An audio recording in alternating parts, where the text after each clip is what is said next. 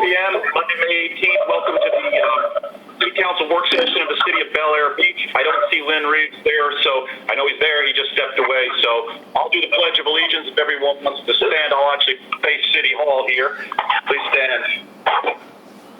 Pledge allegiance to the flag of the United States of America, to the republic for which it stands, one nation, under God, indivisible, with liberty and justice for all. Justice for all.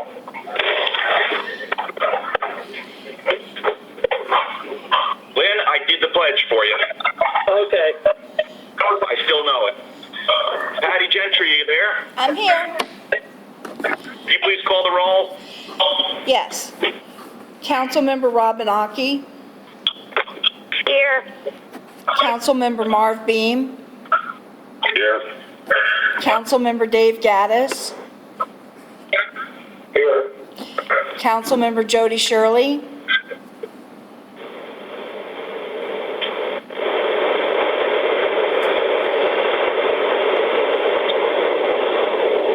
Is Councilmember Shirley not in yet?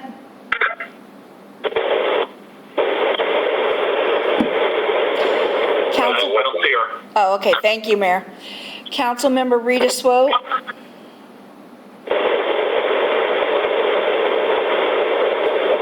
No Councilmember Swope.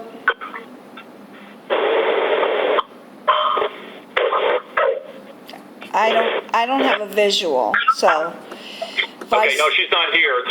There is a caller 3. Caller 3, who are you? Identify, please.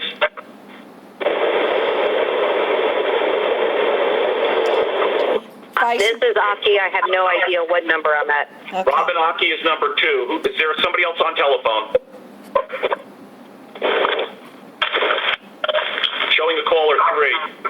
Hey, Mayor Manzo, you might see me, Rick Shock. I'm on telephone. Okay, Rick, Rick Shock is number 3. I'm number 3. Rick Swope is number 4. Okay. Swope is in at 6:02, Patty. And please continue now with Glenn Gunn. Okay, thank you. Vice Mayor Glenn Gunn. Here. Mayor Joseph Manzo. Here. City Manager Lynn Reeves. Here. City Attorney Fred Riley. Here. Finance Advisory that's everyone. Committee. Oh, did you want me to call in Chairman Schock and Vice Chair Yes. Davis? Okay. Finance Yes, let's get Advisory that Committee working. Chair Rick Schock. And Madam Planning, President, thank you. Planning and Zoning Vice Chair Rudy Davis. I'm here. Thank you. Okay. Welcome, everyone. Patty, you have Rita Swope as well, right? Yes, you're caller number 4. Yes, thank you. Okay, so the only person we're missing is Robin Aki, and I was going to, and the reason, I'm sorry, not Robin Aki, is Jody Shirley, and Jody had brought up the idea of meeting on the next council meeting in person, and I asked Fred to sit in just for this portion because it affects governors and county proclamations, but Jody's not here right now. So, council, I was going to move it to 1A. We're paying Fred by the hour. He's a very reasonable price, but I don't know if Jody's coming or when she's coming. So, does anybody know what we want to do on this one? I'm fine with meeting in person. I saw Jody Shirley's in at 6:04. Thank you. Okay, Jody, welcome. Thank you. Okay, so what I was just going to say was, what my proposal was, I spoke with Fred earlier today, because, Jody, you had made a proposal or a suggestion to possibly do the next council meeting in June 1st at the council chambers, and that affects governors, federal proclamations, and county proclamations. I had asked Fred Riley to sit in, and I was going to move that. Normally we put that as general business at the end, but I was going to move that to 1A and let the strategic plan be 1B. It's up to you how you want to do it, but Fred is here, and we're paying him by the hour, so. No, that sounds great to me. Sounds right? Okay, everybody good with that? I'm good with that. So other than that, the agenda stays the same. So 1A is going to be this opening the meetings back up to do them in person, basically. And that, we have an echo on here. somebody's got a speakerphone on, could you kill it? Jody, Shirley, it was your proposal. I'll have you propose it to everyone. We're not voting tonight, really, but we can get a consensus and, see what everyone thinks and get some advice. So I'll turn it over to you. Right. Okay. So I think we just have a lot of information to cover.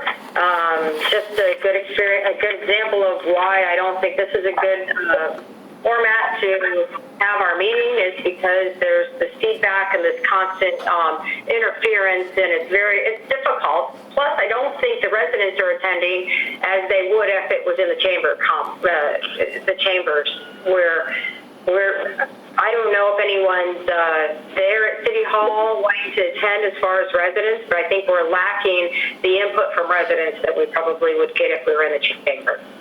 Is there anyone present at City Hall tonight? No, not Besides yet. Lynn and Patty? There is no Not one yet? here. Okay. Okay. Anything more, Jody? No, that's it. Okay. Let me turn it over to the rest of the council for what everybody feels. And again, this is a work session, folks. We're going to keep it first name basis, keep it a little informal. The only thing I'm going to say is, for the people I could see, if you raise your hand, we'll try and go through the council one before, everybody gets one chance to speak before somebody gets a second shot. And then for anybody on the phone, just say mayor or something like that. I know what number you are, so when I see that, I know that you'll be in the queue, and then we'll get you to speak. So anybody like to talk on the issue? Let me add one thing. I got a call from a private citizen this weekend, and it's on this area, and the question was regarding doing an event at their house. It was a memorial service, and they don't know how many people would be there, but it could be upwards of 30 people. And, it's kind of the same issue. You're going to have more than 10 people, which is the governor's guideline.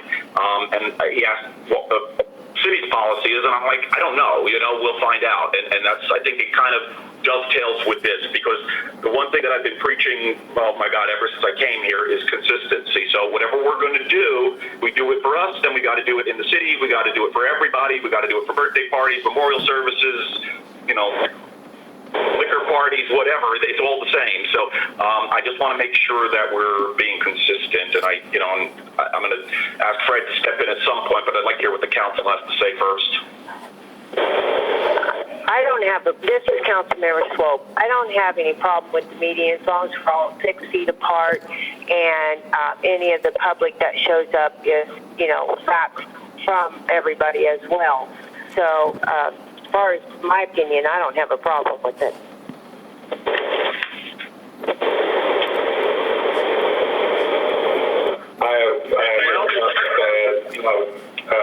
I think that, yes, there's not a problem with us meeting together if everyone agrees. However, it has to be everyone. We've seen what happens whenever we try to have a meeting and then bring a few people in remotely at the same time. It does not work well. I'm just like it is, as long as we keep our distance and keep masking, until time to speak or something like that, I don't see a problem with it, and honestly, I'm tired of meeting here, so.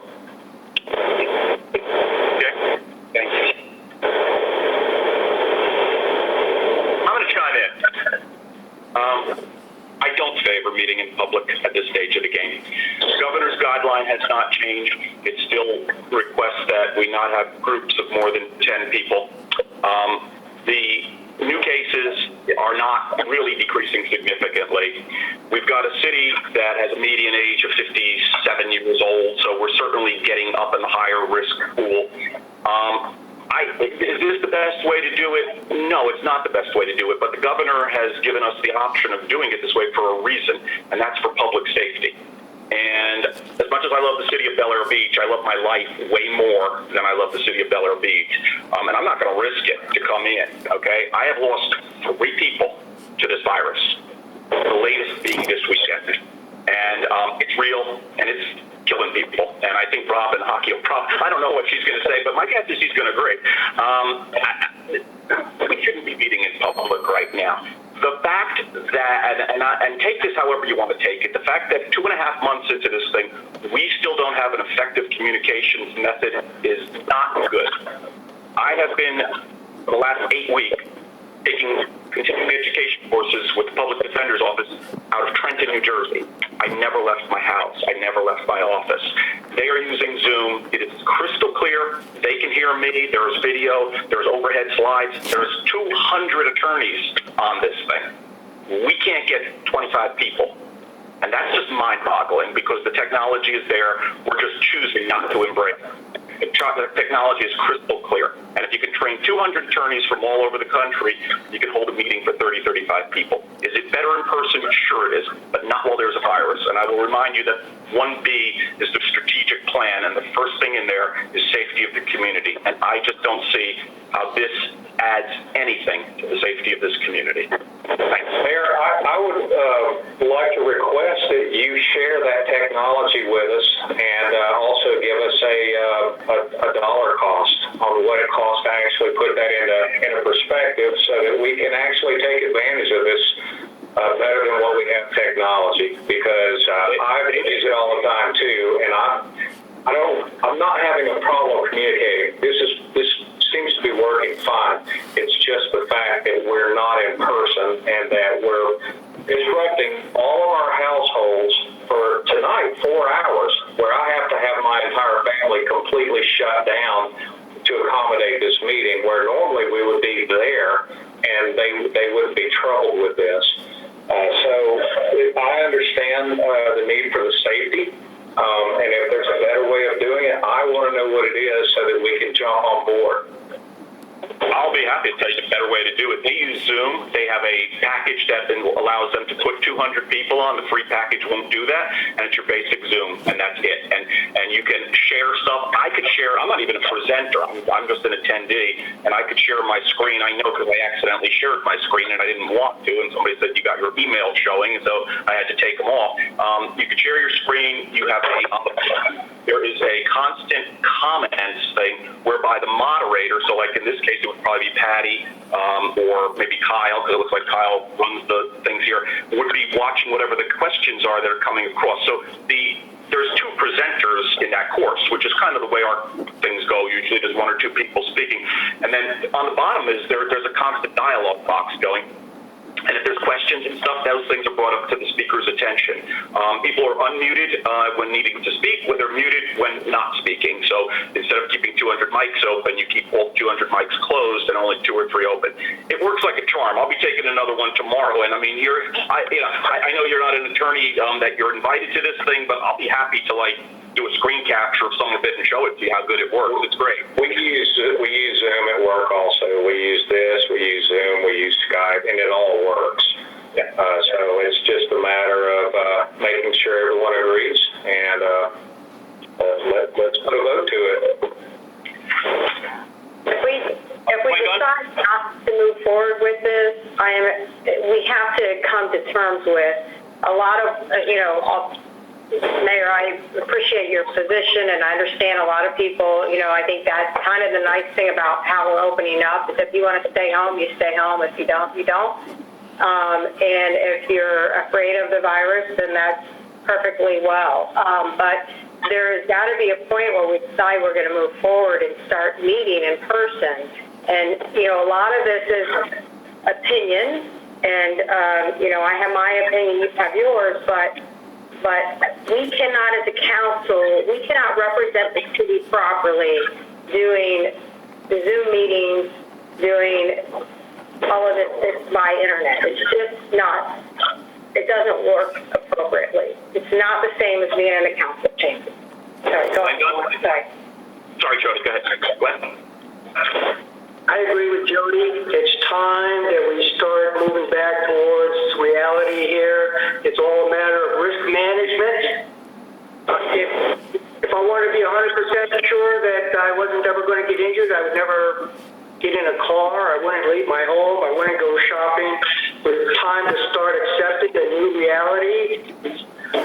We plan on social distancing. We moderate how close we're working with one another. But if we can come up with a forum, I say we move back to council chambers, because that's the most effective, most efficient way of getting our business done, getting residents back involved in the city business.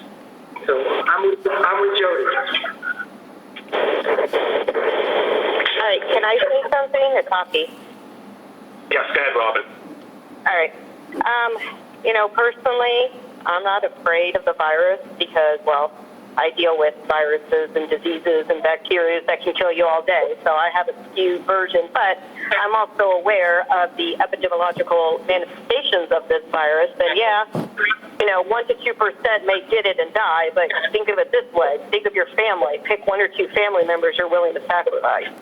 So, I have no problem going into a meeting with a mask, social distancing, because quite frankly, me at work, I have a greater chance of catching it probably, and you guys probably have a greater chance of catching it from me when I go to that chamber and sit 6 feet away from you. So just be aware of that, because I'm in the hospital all day. Second of all, I don't think, sitting there and saying, oh, I'm not afraid of the virus, and if I was afraid, I wouldn't leave my house, blah, blah, blah. You have to think of it as this way. It's not just about protecting you. It's about protecting everybody else. You may be strong enough to handle the virus, but your neighbor, one of our elderly neighbors, which we have a large amount in our city, is extremely vulnerable. And just coming to a meeting to voice their opinion, with the mask, with everybody in the mask, and masks are not foolproof because they don't stop unless you have an N95 mask. And even if you're wearing an N95 mask, I don't know how many times I've seen people wear N95 masks inappropriately, so they might as well not even be wearing it. So my whole point is if I had to vote either way, I'd say no for the sake of protection of our vulnerable citizens as well as ourselves. And I think we need to start thinking bigger. This isn't about inconvenience. Trust me, I am hiding from my kids right now. Talk about inconvenience. I'm in a closet. That's why I'm on the phone and not on the computer, so I can hide from my kids. So trust me, it does upset, but the reason why I ran was to give a commitment to the city. So if I have to be sitting in my closet for 4 hours, once or twice a month, well, then I will do it for the betterment of the city. So we need to start thinking globally. We need to start thinking about our fellow citizens, not think selfishly. Yeah, it's inconvenient. Yeah, I'd rather look you in the eyes and agree or disagree with you, but I also don't want to look you in your eyes when you show up at my hospital and you're on the ventilator scared to death because you caught the virus. That's not when I want to look in your eyes. And I have been in these rooms. I have seen what's going on. And trust me, it's not something you want to do. You're by yourself, no loved ones. You're lucky if you get a phone call before you take your last breath. But just think of it that way. I'm done. So if we have to vote, I vote no. Thank you, Robin. Mayor? Add too. I don't know why the push. Again, we're going to talk about the strategic plan. I don't think everyone's had the opportunity to voice their opinion yet. And Lynn's waving, so. Mayor? If you don't wave, guys, then I'm going to go for the second round. So Lynn's waving, so you go ahead. Mayor and Council, there's 1 or 2 things that are going on here. The process of the stormwater fee, we met our point if we're trying to do it this fall. So and talking to the attorney, he feels that it's much better to have a public meeting on that than to do it on a we-go-to-meeting platform. Because he feels that the public should have the opportunity to speak to that ordinance. And so that's really the most important thing that is on the agenda, that would be on the agenda for next month. So that being said, it could be a one-item agenda if that's what you want, but we've got a lot of other stuff to go over in time. Marv, you have not said anything. Do you wish to speak on round 1, or I'm going to go around for round 2? As far as meeting at City Hall, it's risky. We're all at risk, but like Lynn said, next month is very important. Maybe we'll have to do one agenda item and move forward there and see where it goes. I hope this stuff goes away, but it looks like it's not for quite a while unless they get a vaccine. So So, if we have to spread it out to 12 feet at City Hall, maybe that's what we should do. If someone wants to speak, maybe we'll just keep them all in the vestibule or outside and let them speak one at a time. I don't know how the heck we would do it. I don't know how they could hear what's going on. But, we're just going to have to deal with it. And I have masks for all of you. The regular mask. The only thing we need on that, Lynn, is the teeth. Well, let me say this. Again, what I was going to say on round two, and I'll start it off, is the county is running the county this message. If they can run the county, we can run little Bel Air Beach with this. This is a nice thing to do, this stormwater, but Bel Air Beach has lived for 50 or 70 years without this. And if it has to defer a month or two until we can get a handle on this technology, then so be it. This technology can work better than the way we're using it right now. And I think whether if you meet for one item or 5 items, once you're meeting, you're meeting. Once I'm there, I really don't care how long I have to be there, quite frankly. If I'm there, I'm there, and I've already exposed myself. And that brings up a whole nother thing. And if we're going to open City Hall up for council meetings, then we're going to open it up. I mean, if the people are good enough to come on Monday night, then they're good enough to come Tuesday morning. And, I just can't see that we're going to have it partially open, partially closed. Then let's open it all up if that's where we're going with this. And the sanitizing methods and everything else is, city manager, I'll leave that up to you. It's going to have to be a significant cleaning and sanitizing between all of this stuff, so.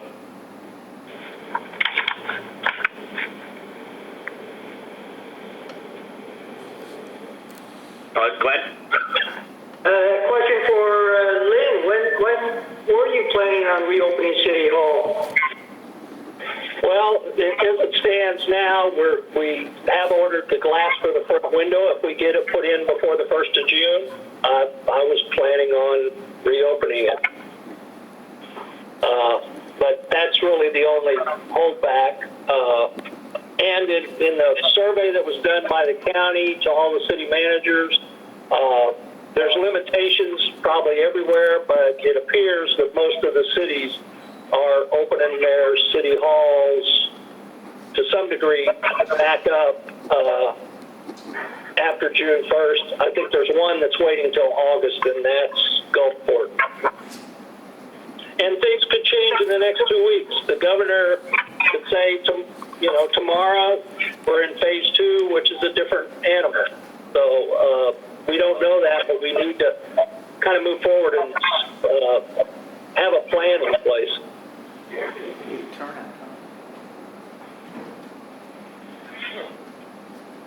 So are you on board then? If we have a public meeting for the regular council session, basically we're opening City Hall at that point? Yes, the only thing that I'm really hesitating on is I want to put the glass up for the staff, and we have ordered it, but we haven't stopped having people come in City Hall. We've just kind of restricted the public from basically using the restrooms. Anybody that wants a permit, a beach sticker, they can either get it by email or the permit. They come into City Hall. So we're just controlling the entrance into City Hall at the current time. So I'm also thinking that in the interim, even if the glass isn't in time, you could fabricate some sort of temporary sneeze shield or something like they're using in the checkout or something where it would sit off the countertop to pass stuff underneath but still protect your clerk? Yeah, either that or we just do what we've been doing. We have people come in City Hall every day. It's basically what they do is they come to the door and they call us, and we come and let them, bring in their permits or anything else. So we haven't restricted. What we basically restricted is the public access and they're not our residents that are coming. It's people that are walking the bridge that want to use a bathroom, which we found out that's the majority of our visits in the daytime. I wouldn't be opposed to tackling that at another time, but we need to start controlling that bathroom. I mean, I hate to be that way, but controlling the access to the building for bathroom use only. Anybody else on council before I go to Fred Riley? The only other thing I have to add is we're all somehow surviving this, and the only way that we're surviving this is we're having contact with people we don't know. We're going out. We're having to visit stores. We're having people deliver things to our houses. We're picking up strange boxes and strange packages and unwrapping things and doing the very best we can to deal with complete unknowns every time we get in our car and we go anywhere. And yes, I understand that to Robin's point, yes, this thing is really bad, but we can't just let the world stop because something's going on. We just have to learn how to adapt and keep on trucking. So I am all for reopening for our meetings. I'm going to echo everything that Councilmember Gaddis just said. I agree with that 100%.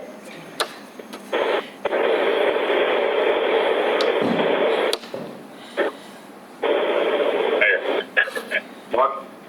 I think the big thing we have to remember is safety. Wear the masks, wash your hands, wear gloves if you have to, and that's the biggest deterrent we have. We're like Dave said, we're exposing ourselves every time we go out, every time we get in the car, every time we have someone come over to repair something in our homes, if that's the case. We're going to have some exposure over the next 4 months, and they're not going to have a vaccine until sometime December, if we're lucky, possibly June. So we can't all fold up and hide in the closet. Sorry, Robin. But we're going to have an exposure one way or the other. So if we're using caution, I mean, I'm 75, and I've been out and about and safe and just using common sense. But we should be okay. As far as opening, let's try to do it. I can't really communicate well on this. At least I don't feel like I am. Well, my only second thing is, yes, I agree that we have to get back to normal, but what I don't think most people realize is that this may be part of our new normal, and the whole idea of letting the world stop, I agree, and we do need to adapt, and maybe this is our adaptation for now, is the Zoom call. Maybe, yes, you're right, if one person comes into your house, you're putting yourself at risk, but if you're in a crowd, you're putting yourself at 10 times, 100 times the risk. So the whole idea of flattening the curve is to limit your exposure, and small quantity of exposure here and there, you have less chance of catching it than going into a crowd, which technically a meeting would be a crowd. So that's just the idea. It's not that, we may have 20 meetings and nobody will ever become positive. But what happens if we have one meeting, an asymptomatic patient comes in that is positive, now all the 20 people at that meeting become positive and then infect all the people that the 2 weeks prior to their symptoms became positive, and now all of a sudden it comes out of control. CDC investigates and finds out the Bel-Air Beach meeting that happened when the county's not having meetings or the governor hasn't okayed it is because of 100 patients. Bad publicity. I'm just thinking ahead. That's all. Thank you, Robin. Mark, to your point, and I'm going to jump right next to what Robin said. Want to make fun of somebody hiding? Make fun of me. You guys won't do that. I've been hiding. I've been out once. I've been out once to a mandatory doctor meeting. I had no choice. I postponed it a month. If I don't go, I will have severe eye problems. I went. That was the only time I've actually been out where my feet hit the ground. I took one ride to the other side of the city, and I never got out of the car. And that's how far I've been since March 15th. I have not left my property. I've lost 3 people, like I said. I'm not going for number 4. And that's not going to be me. It's not going to be June. We are going to talk about strategic plan next, and I'm looking at it right now, and it says provide a safe and healthy environment for our residents. I'm going to be blunt, folks. What a crock. This is not providing a safe and healthy environment for our residents. This is, I got you next, Jody. This is, let's get out and get with the public. Because we can't master the technology that everybody else has mastered. The county's mastered it. The White House mastered it. All these other people mastered it. They use Zoom. They're using Zoom on women's club meetings, okay? I watched June do a women's club meeting on a Zoom thing, and it worked just fine. Nobody has to subject themselves to it. This is an unnecessary risk. So that people, a handful of people, can come in. And what are you going to do if somebody tests positive? You're going to lose this whole city. This isn't New York City where we've got a deep bench. We've got Lynn Reeves and 4 other people. And when we lose them, we're done. We shut down. There'll be no Bel Air Beach, and there'll be no Bel Air Beach Council. I mean, when I say lose them, I hope it only loss would be sickness, but Robin will tell you that's bad enough. I don't even want to get the sickness, let alone, God forbid, somebody gets lost. In terms of liability, Fred, you can talk about that, but after Jody. But you know, if you can pinpoint where you're getting this stuff from, someone like myself who hasn't been out, I can tell you exactly where I would get this from. 2 days after or 4 days after a council meeting and I get sick, guess where I got it from? I didn't go anyplace else, and I can document that. Court's closed still. You know, county's closed. I mean, the state government's closed. You know, they're doing it this way, but Bel Air Beach is so important, we got to go and risk everybody's life. I vote no. Wait, Jody Shirley, Glenn Gunn, and then if there's any other comments, and now I want to hear from Fred Riley. So Jody, Glenn, and then Fred. That's what I was going to suggest. I'd like to hear what Fred has to say. I don't need a lecture from you, Mayor. I would like to hear what the legal, our legal advice would be. And then, you know, I think that we all have an opinion, but I'm not imposing, nor am I lecturing you, and I would appreciate the same courtesy. I didn't lecture you. I said my piece, and this is where without reading up, I really would like you to be a little more consistent. You know what? Right now, Mayor, I can't even finish my comment without you breaking in. This is what we deal with, and you need to calm your tongue. I've said it before. You need to tame your tongue and allow us the opportunity to get some advice, but not be lectured to. Well, no one's lecturing you, and when it comes to my safety, I'll put that before anyone else except my loved ones. Mr. Riley, go ahead. Call in. Don't come to the meeting. Call in. I will. Mr. Riley? Yes. Hear me? Okay. Can you hear me all right now? Yes. Okay. Mayor Manzo called me this morning, and then I also talked to City Manager Reeves, and the things we discussed were as follows. There was the local government public meeting order, which was Executive Order 20-69, which was basically passed about 2 months ago, and that was a key order from the governor, which allowed you to use the technology to have meetings. There was another order entered today, which is Executive Order 20-133, and one of the components of that is it extended Executive Order 20-69, which relates to the local government public meeting order. So for the time being, you're still able to use the technology, and you're still able to use the flexibility that the governor has afforded over the course of the last 2 months. So that's my starting point with the discussion. The other part is that when we put together this emergency resolution 2 months ago, it was written and it was like looking into a crystal ball in some respect. You were projecting into the future what would happen, and you were projecting that there may be an emergency situation that will last for some period of time. That period of time still exists. I said to both Mayor Manzo and to Lynn Reeves that it's certainly expectable, or it's contemplated that you would at some point be having this very discussion. So at this point, you're having the discussion and you're you're trying to come to grips with what the best decision is.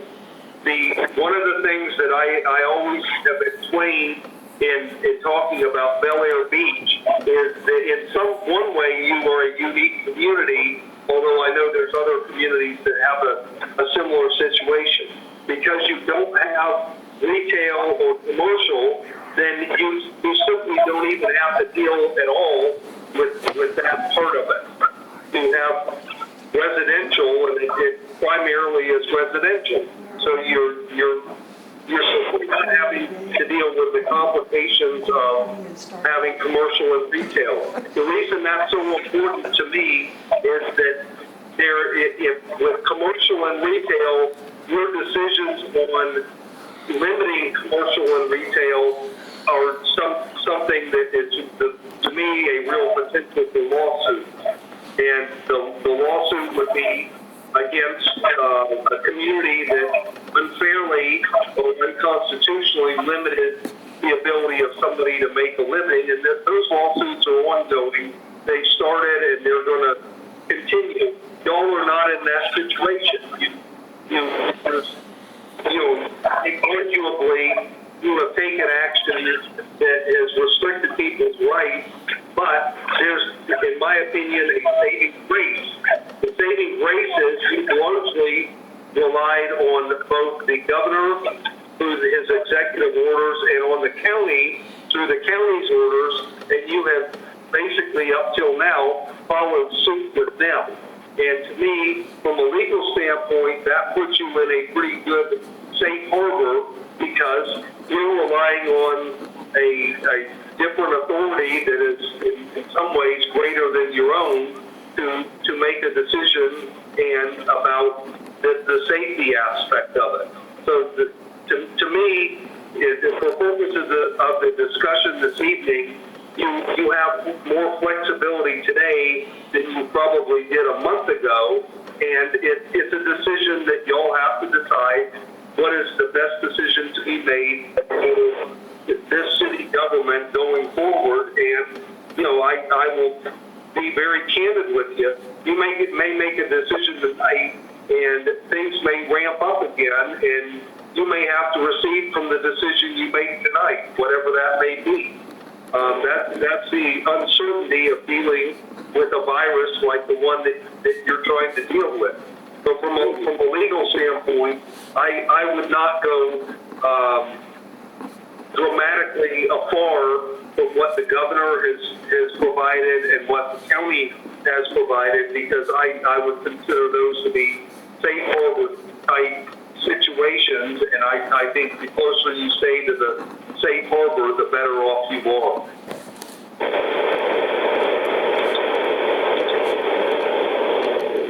I'm done.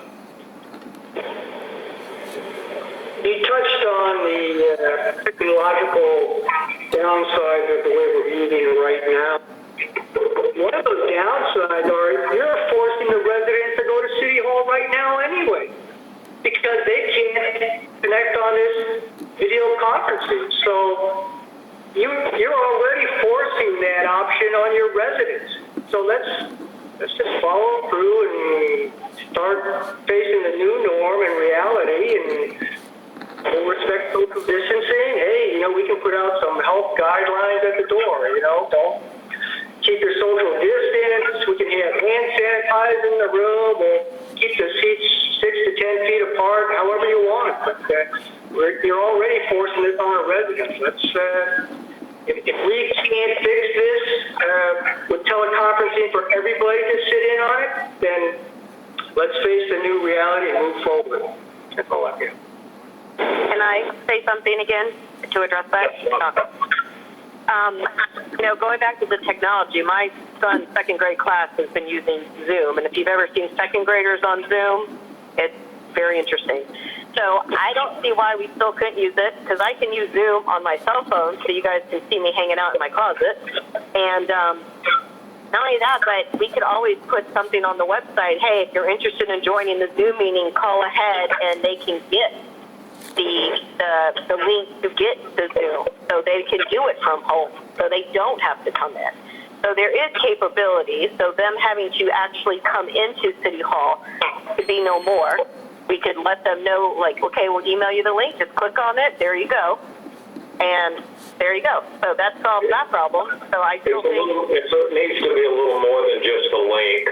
Zoom is getting hijacked by a lot of people that get the link, and so basically you have to secure a password and not just share it with everybody. You basically the people that anyone can listen, but the people that want to do a call in.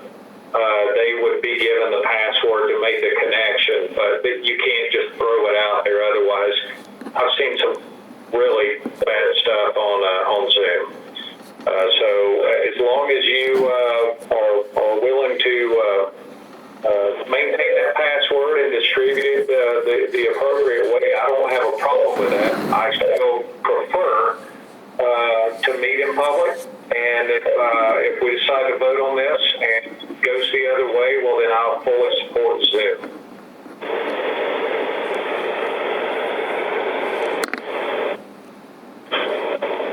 Well, hang on. Before Glenn spoke. Anybody else before Glenn? I'm going to say something before, and then I'm going to come back to round 3, Glenn. Glenn, you say that you are making the public come there. We aren't making the public come there. Our city's making the public come there. Okay, we've had this deficiency since day one. We had planning board meeting. No, I'm sorry, not planning board meeting. The finance committee meeting and charter review committee meetings that were inaudible. It finally got to the point where at one point I said, if this keeps up, I'm going to declare this not a public meeting, and we're going to have to stop it. Okay, so. Dave, we're going to go with Glenn, then you're next, okay? So we're going to, we are not embracing this technology. I'm telling you the technology works. I'll be using it tomorrow at 2 o'clock. And if we can do it across state lines from 1,000 miles away, we can do it any place we need to do it. We're just choosing not to do that. The county uses it. I sat through 3 hours of county calls, 3 hours when they reopened everything, and there wasn't a hiccup other than a couple people had bad cell phones, and that always happens. So, I mean, it was perfect, okay? It was absolutely perfect. So technology is there, and there's grant money. If we have to spend some money, then we have to spend some money. But, forcing people to come to City Hall is wrong. And Victor, I can never pronounce his last name, Victor B., our videographer, called me the next day when we had our emergency meeting. They told me, Mr. Mayor, he goes, there's better technology. I'll be happy to help the city. I turned that over to city management. I never heard from it again. So he was willing to help us. I mean, we're just not doing it. Glenn, Dave Gaddis.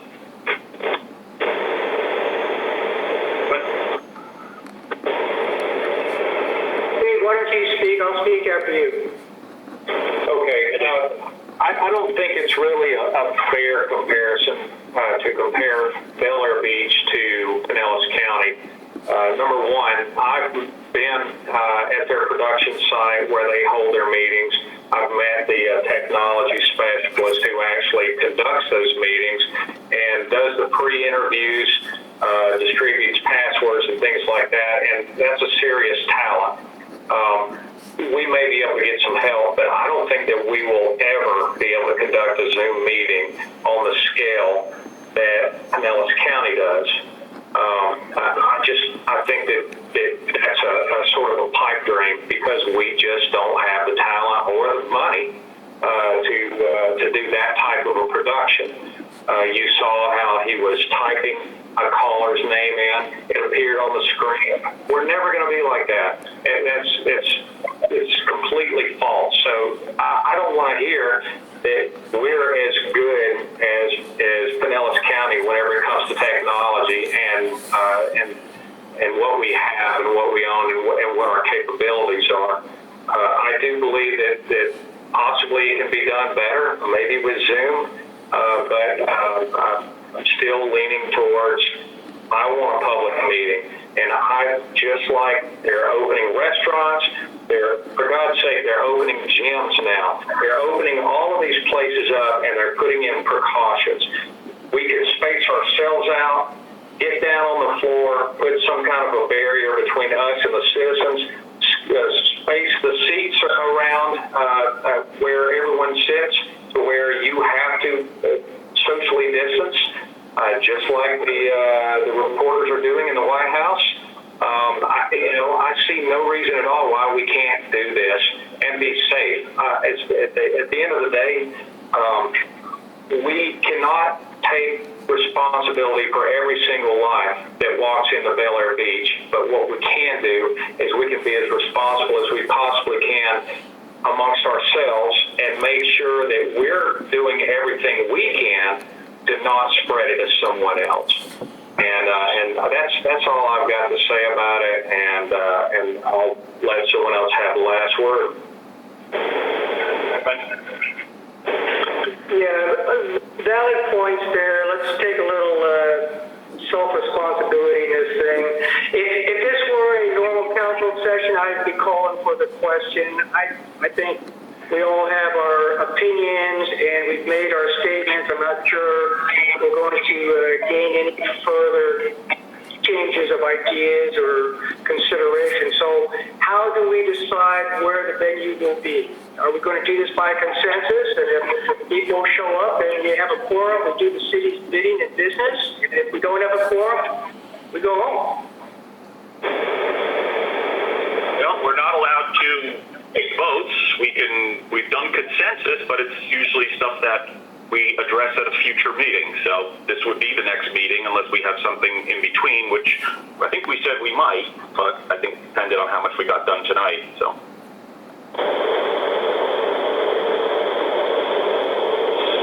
What's the consensus of this body for the venue for the regular council session for June?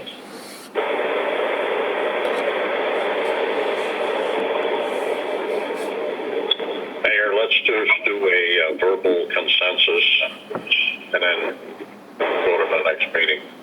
You know what? We're not going to be able to figure that out because I don't know who some of the callers are, and it doesn't necessarily light up. Let's just take it by name. It's not a binding vote, but it's a consensus. So let's just take it on a vote. Patty, you want to call just call the roll in any order you wish. Okay, 1 second. Patty? Yes, can you hear me, Mayor? Yes, we can now. Okay. Mr. Risberg is here, so we both have our mask on, so it might be a little difficult. So, okay, Councilmember Aki? No. Councilmember Beam? Aye. Councilmember Gaddis? Aye.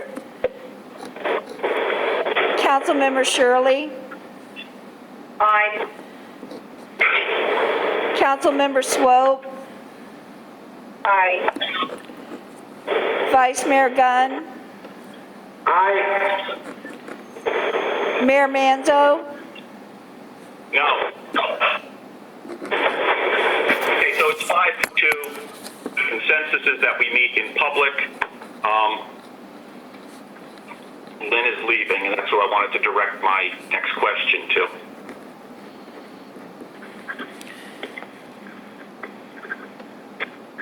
Hi, Mayor. I'm here. Okay, you're back. I wanted to direct a question to you.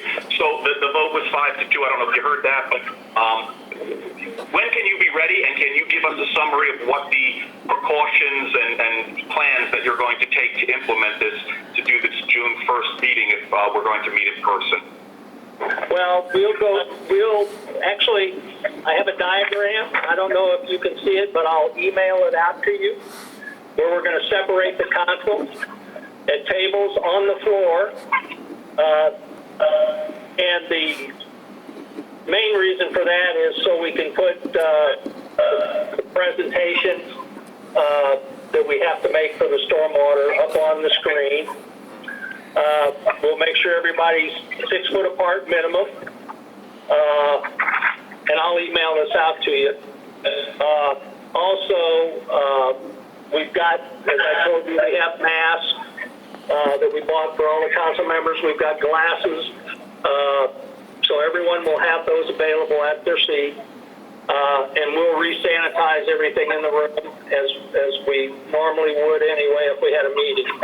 And going forward, if you want to limit it to the most important things, we can do that.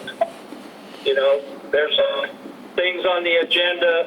As an example, just to kind of give you some highlights, there's the stormwater fee program, the ordinance for it, engagement letter for the validation. The rest of the items on the agenda, we can delay and do it at another meeting, you know, if we're still in that situation. But if you just want to do the things that are critical moving forward, we can do that. So that's up to the council. Fred Riley?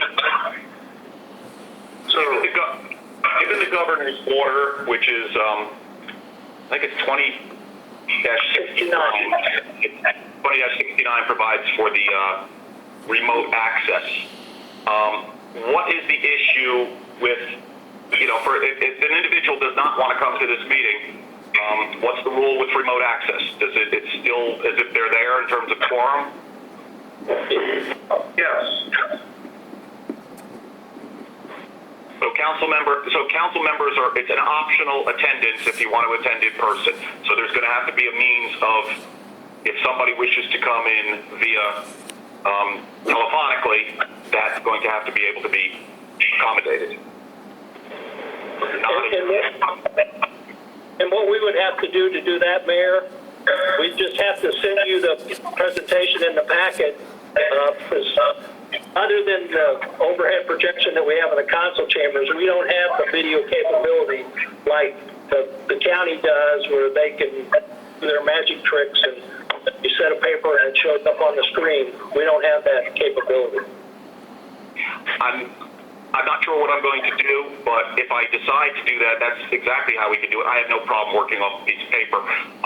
If the majority of the council is in the chambers, then I am going to, and Fred, again, tell me if this is legit. It's kind of hard for me to control something, you know, physically when I'm not there. I would turn it over to Glenn Gunn as vice mayor, even though I'm present in the room. Is that something permissible given the circumstances? I normally wouldn't be, but... Well, I think it certainly would be. The Executive Order 20-69 gave the city flexibility to work through the emergency period. And like I said earlier, it's been extended, so it was extended today. It will be for the foreseeable future. But what I really think you're left with is y'all are going to have to use the flexibility as you go forward, and you may be doing basically a hybrid type meeting for the next 1 month or 2 months or 3, who knows? But I think you have the ability to do the hybrid meeting, and I agree with you. It probably, if you are attending via technology, it probably would be easier to have Vice Mayor Gunn, if he's going to be present, that is actually, for want of a better phrase, running the meeting. And I think the executive order gives you that flexibility. Good. Anybody else have any questions before we conclude this topic? Yeah, Mayor, so what is the council's consensus on? Do you just want the critical items? Anything else? So the question is now, how much should be on this meeting, you know, in terms of information, I guess, or items, action items? Yeah, just to let you know, we've got the charter change things to go forward. Okay, Jody first, and then Glenn. I'm in support of covering whatever we need to cover. We're there. We've made the, you know, arrangements for everyone. I think we treat it as a regular meeting and get as much business done as possible, because we're entering into budget season and we've got to get this stuff cleared off the agenda. Glenn? I would recommend we just go with the normal agenda. Once we approve the agenda at the beginning of the meeting, if we don't feel comfortable or there's issues there that we think we can delay or table to a later time, we can do it in the meeting. Go ahead and lay out the agenda as we normally would, and based on what we see in the agenda, we'll edit it right there on the spot. I have would agree with both Councilmember Shirley and Vice Mayor Dunn. We just go with the regular agenda, and then we can just play it by ear when we get there. Anybody feel differently? And then regular agenda. And I agree. We have to stay current here. We're going to fall so far behind. So let's keep stuff up. Okay. I'm going to step away a minute, Mayor. Okay, Fred, we're finished. I think, unless anybody has any legal stuff, I don't think anything else here was going to be legal oriented. So I appreciate you stopping in for this and your advice. And I don't think we needed you for any other specific legal advice. And I'm sure there may be some stuff that comes out of this that you'll hear about, but not right now that we need to keep it here any longer. So thank you. Yes, sir. Right. Thank you. All right, so we move on to item 1B, which is a review of the strategic plan.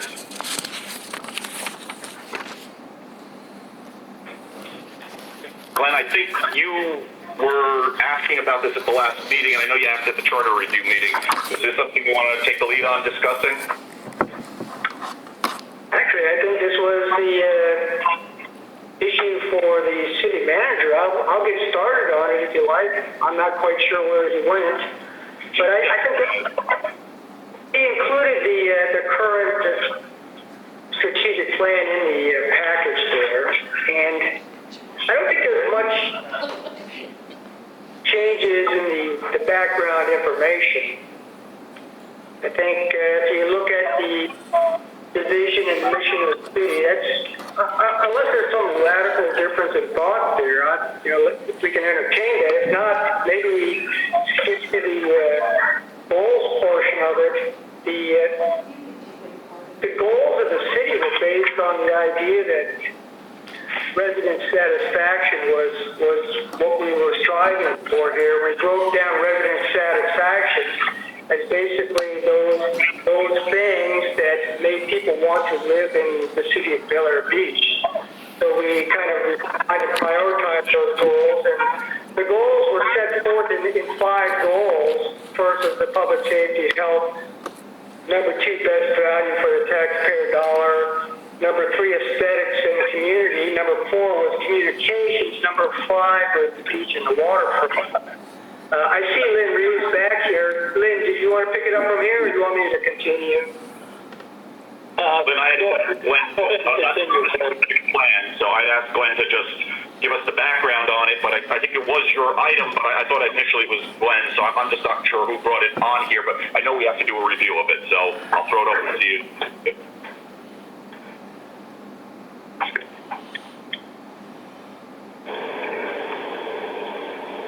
Glenn, or do you want to go ahead with it? I've got someone in the office I need to talk to. But. Okay. When I looked at the goals and reflected back on where we've been over the last 2 years, we've had some turnovers in council members. Obviously, we're starting to see a lot more engagement from the residents and community, and some of these priorities are kind of shifting. And as I look at this thing, I think it might be time to reflect on some of these things and maybe either reorder them or even split some out. And I don't think there's any changes to Goal 1, public safety, health, Goal 2, best value for the taxpayer dollar. But I look at Goal 3, aesthetics and community, and I look at Goal 4, communications. And what's starting to gel in my mind, at least, is that there's a real affinity between this idea of community and communications. And I'm thinking that maybe those 2 concepts, community and communications, maybe need to go hand in glove, be linked together as goal number 3. And we move aesthetics, which is basically the appearance of the city, proper, that sort of thing.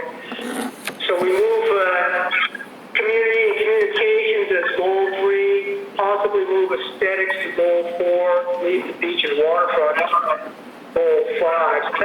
That's just kind of like my first blush on going through this thing again, and maybe that's kind of planting the seed, and then we can either go dive straight into that, or we can start thinking about what are some of the strengths and weaknesses of the city, opportunities and threats. Obviously, the landscape is changing around us with this the new reality, and same with the assumptions. So those are my ideas. Anybody else have a better way of dealing with this? Marv and then Dave. Hang on, Marv, Dave, and then caller 5, which is Councilmember Swope. okay. All right, as far as goal 5, objective 2, I think we should move that up if we can because of the conditions of the seawalls out there and the codes, the issues with the backyards of the homes on the water. That's pretty bad if you get around and take a look at it. It's something that's been kind of tossed around for about 2 years, and I think we need to bring it up to the front. So wherever you want to plan it, so that we can at least start on something before the end of the year. Any ideas on that, Glenn? Hang on. Dave was next. I actually agree with Mark on the seawall issue, and just the way things look out behind many people's homes. This is a beautiful town, and unfortunately, you have to sometimes you have to reach out and do uncomfortable things to keep it that way. And I do see problems, and I see some corrections that need to be made. However, my point I was going to make was about communications. I think that should definitely be higher up on the goals list also. And the main reason why is because the citizens are beginning to take it upon themselves to be the communication wing of Bel Air Beach. And I know that they have well intentions, but at the same time, there is a certain level of disinformation that is being handed off to the citizens. And it's going uncontested and unverified throughout the city. So it's certainly something that we need to wrap this up and start getting control over what is actually being delivered to our residents, rather than allowing just a few residents to hijack it. That's my opinion on the goals. Dave, I'm going to agree with you 100%. We've got a handful of people that are doing a tremendously organized disinformation campaign. They are not helping this city. They are not helping this council. We know who they are. They know who they are. And it's not stopping. We've given it a year. It's not going to stop. I am at the point where I'm going to start going back out directly to the citizens. I have overcome the ADA issues, and I am ready to start writing. I am sick and tired of reading the trash that I've been reading. And so we can address it as a community, but I think we need to make it a priority at this point in time. The other question I had on this, and I wasn't part of the council that passed these rules, this plans, but there's stuff on here that we've addressed. Jody, you're next. We've addressed, and it's kind of, at this point, no longer, I don't know what else we're going to do on it. An example is traffic congestion. Lynn and I have kind of beaten this one with the Mayor, do you mind if I interrupt for a second? You said Rita was next, and she's not. That's why, yes, that's why I was trying to Okay. I thought we were going to say something. Okay. Rita is next after me. The traffic congestion, we need to, if we're not going to do anything, if we've hit the end of our stuff, at what point do you take it out of this plan? Because it's not something we can do anything about, apparently. Tolling is out, because it's a federal bridge, we can't do stuff. Lynn and I have discussed all the options that we could come up with between us, the county, and there may not be a solution to this thing. So, we have to revise this plan, and that's all I really wanted to say. So Rita Swope is next.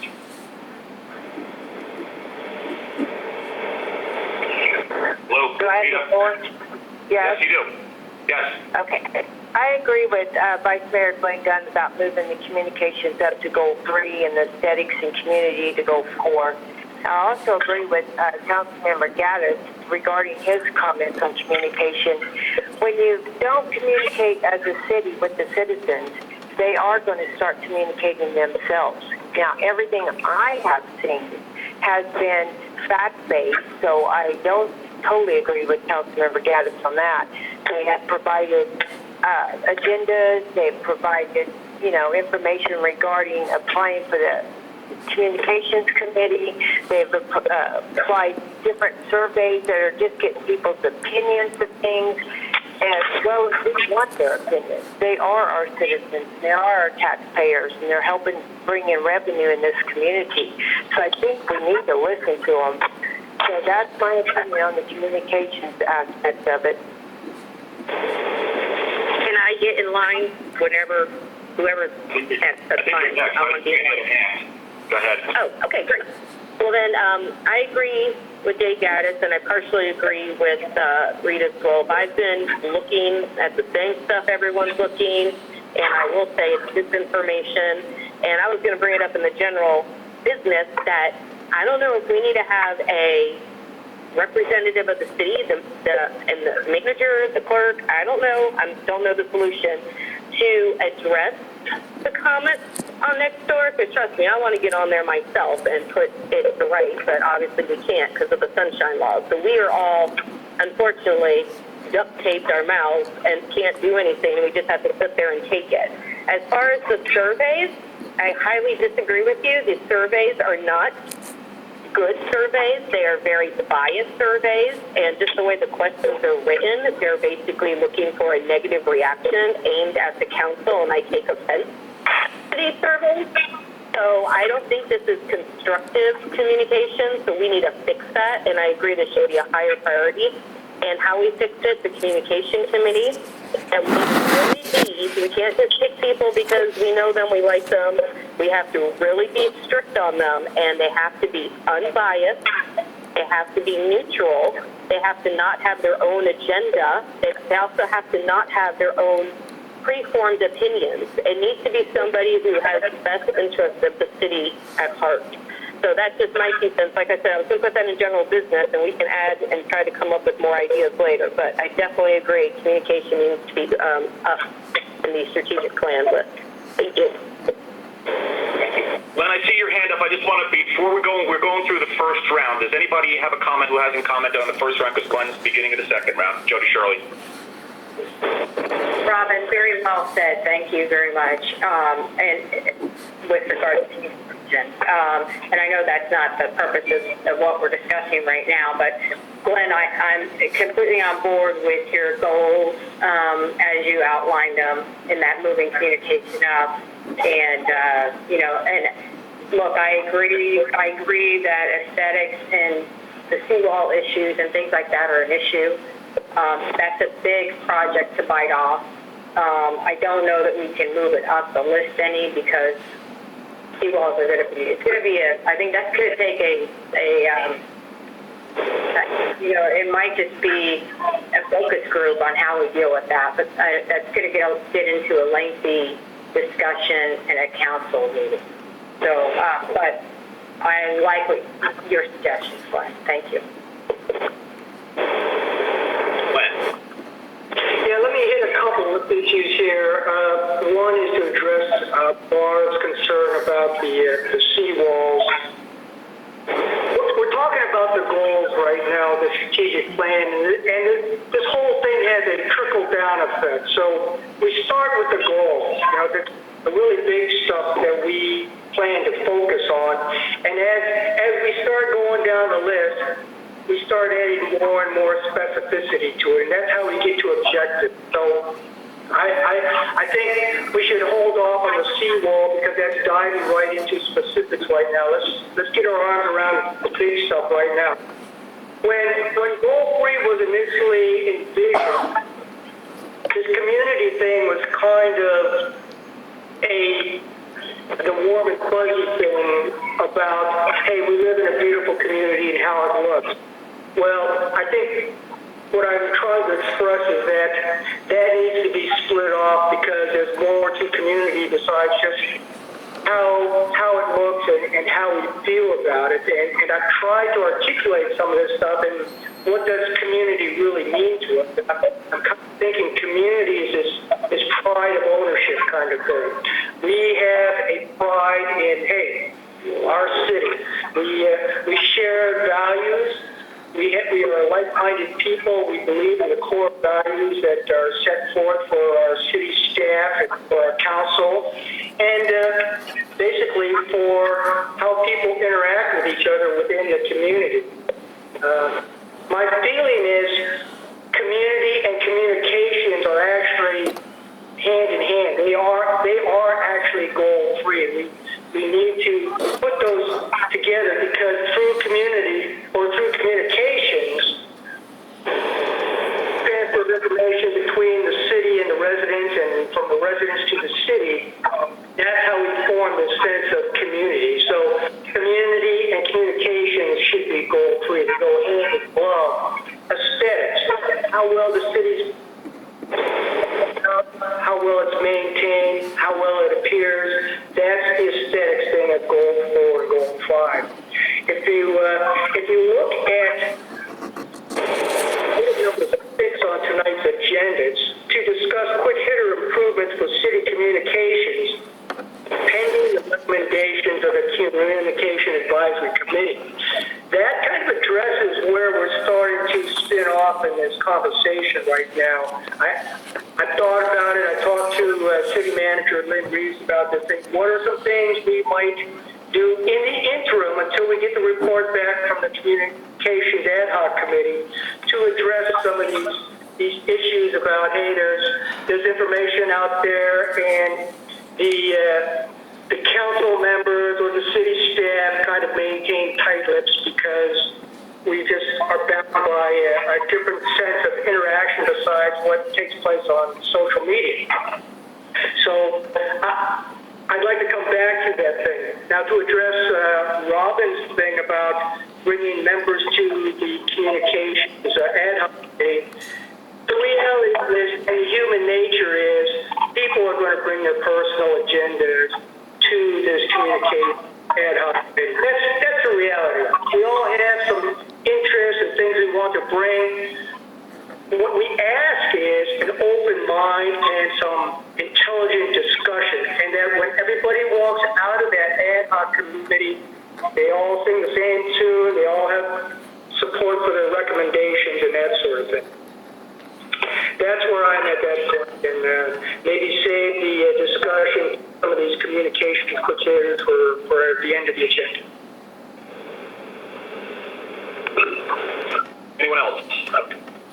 Mayor and Council, just to highlight, what we will do, this was our starting point, and what we will do, the things that we've already accomplished, we will start deleting those. And if you look in your packet, there's a portion of it that talks about the objectives that were given to us for this year, and we gave you an update for that on April 15th. And that tells where the projects for this year are and what we've done. Just to give you a little more of an update, we've purchased the software for the pavement condition. We've done a first round with it, so that we'll be giving to you eventually as a report to tell you where the streets are. The assistance with grants, you've got that in your report tonight. And we gave you the plans and things of that nature, and we've got to discuss further the City Hall sign going forward. So every year, at some point in time very shortly, you're going to give us the objectives for next fiscal year coming up, and we'll update those objectives into the strategic plan, because this is a 5-year plan, and there's a lot of things in there that, okay, as the mayor mentioned, the transportation issue, there isn't much we can do about that. We've beat a dead horse, and we might as well move on and go on to something else. So in that light, we'll update this along with any documents regularly. But what I'm hoping for is that the council takes the time, relooks at the document, and goes through some of those suggestions that were put in there that we haven't put into the queue for something to be done. And if there's something else that you think we should add, then, bring that forward so we can move forward with this and update this document. That's all I have. Art? Hey, Lynn, question for you. We had some ideas that were thrown out this past year, and I'll just bring up two of them. One was a generator, and the other one was security for the city hall. And, I know it's not on any of these lists here, but maybe they should be put on the goals. And that's up to the city council. The generator, you'll see in the capital budget, we've got a plan to start saving for it for the future, not to go out and spend $250,000.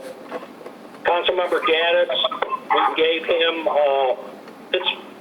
month or so ago, Dave, we gave you all the information we got on the cameras and things of that nature, and because of the pandemic, Councilmember Gaddis and I haven't been able to meet to kind of rectify where that's at.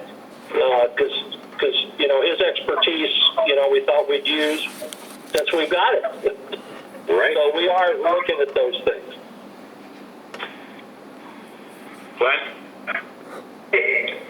I'm kind of hearing the consensus. We want to move communications up and move aesthetics below that. So if you'll allow me, that's the consensus. I will take this on to generate a straw man of reorganizing this thing and adding some thoughts to it, and work with the city manager. He can prioritize the objective and put it under the correct goals, and we'll float a draft past the council, see where we want to go from there. Glenn, you'll bring that up as a resolution item? Final? Yeah, I think I'll staff it through the city manager to get feedback from all the council members individually, and then we'll put that together and we can put together a resolution and change it. Lynn, a question for you, and I did review the full thing, and I saw all the, there was quite a bit that was done by city staff, in regards to this, and you have it all attached there.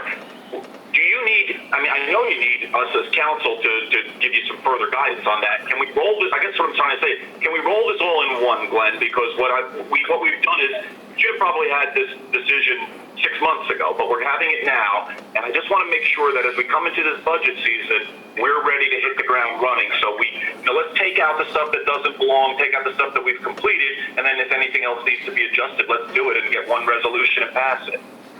Absolutely, that's the plan. Okay. Yeah, and that's why we need the council's feedback from the list, or if you want to add something, let's put it on the list. It may not be accepted this year, but who knows? 2 weeks from now, it might be. So, Lynn, you're going to coordinate something out to the council? yes. So if you've got any feedback, please send it to us, to me or Patty, and we'll get it together. Okay. We have any other comments on strategic plan? Okay. It goes to the Finance Committee, reviewed Finance Committee final report, which was emailed 4/30/20, and it was also attached. So I believe Rick Schock is here, and I think his position changed. Rick, are you number 3 now to say something? Yes, I am. I'm 3. Yes. Number 3. Okay, so Rick is caller 3. Okay. Okay, So, yeah. I'm sorry. What were Rick you Schock, Chairman. Yeah. Delaware Beach Residential Financial Advisor. I just want to introduce it and then I'm going to turn it over to you, Rick. Okay. All right. Gotcha. We received on April 24th the final report of the Finance Committee made up of 6 individuals. They've been working very hard for quite some time, reviewing all aspects of the city, and they gave us this report. We have the chairman of that group, who's Rick Schock, and he's here. So, Rick, if it's okay with council, I'd like to turn it over to you and just have you highlights of this. Sure, I will. Well, thank you for giving me the opportunity to present the committee's work. The Residential Financial Advisory Committee met 10 times since January 1st. I'd like to again thank Council members Beam and Gaddis, along with Mayor Manzo and Vice Mayor Gunn, for their attendance and regular attendance at our meetings. You all should have the committee's final report in front of you, and if you've had the time to review it, I'm confident you feel, I would hope, very good about it. The result of our committee work, which included a thorough review of all of the city's financial information, as well as a summary of last year's audit, paints a picture that this committee believes should be really celebrated by our residents and certainly our council. The picture that emerged to the 6 members of this committee is one of a well-managed and fiscally responsible city that well manages its budget and has worked hard to develop healthy reserve funds. The summary on pages 10 and 11 of the report pretty much say it all. As chairman of the committee, I want to thank you all for the opportunity to have served our beautiful city, and I think that all members came away feeling very positive about the experience. And to Mayor Gunn and Council Member Beam and Gunn's points, that it's nice to see residents involved and enthusiastic and attending these meetings and hoping to affect some positive changes. So you've got a lot of things on the agenda. So I guess really I want to know if there are any questions that may be lingering there after you've had an opportunity to look at the report. Because again, I think it's very positive, and I think we should all feel very good about it. And we're very fortunate to have the healthy reserves that we do. And our report stands as a final judgment of what we've accomplished. So if there are any further questions or anything I can assist with for clarification purposes, I'm happy to do that. Glenn Gunn? Hi, Rick. Glenn Gunn here. Hey, great Yes, sir. report and great job by your group. I really appreciate that. I do have one question, and it's with respect to the reserve funds. Okay. Your report shows a reserve fund balance of $2.3 million. Right. That in your report, you say that we have a reserve fund that is probably about 5 times what cities our size typically have. So Correct. my question is you also go on to say, well, I think we should maintain the fund balances that we have. So, I mean, Right. which is it? I mean, my question refers back to the legal requirements of being 17 to 20% of your operating budget, which should be Right.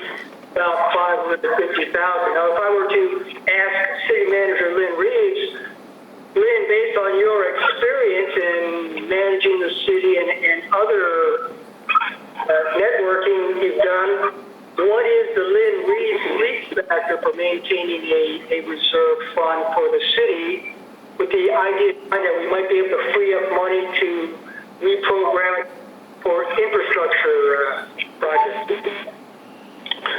Do you want Lynn to answer that, or do you want the committee's answer on that, Glenn? Well, I kind of like both. I'll take yours first. Okay, well, all right. Well, my answer would be for the committee, and we addressed that quite extensively. We're very fortunate.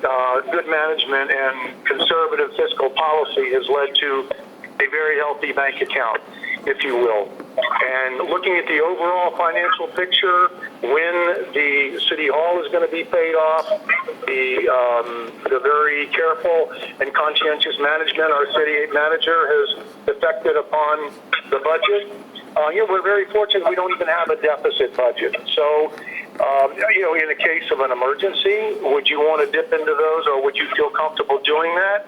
Well, if I were voting as a member of the city council, I would be comfortable with that. But while we have them, and while our budget is where it is, and our future is as bright as it looks, I think it's a conservative strategy to keep the money in the account. Yes, in case of an emergency, certainly you could delve into there. But as we all know, with all budgets, once that money goes down, it's hard to ever replace it. So that was our reasoning for that.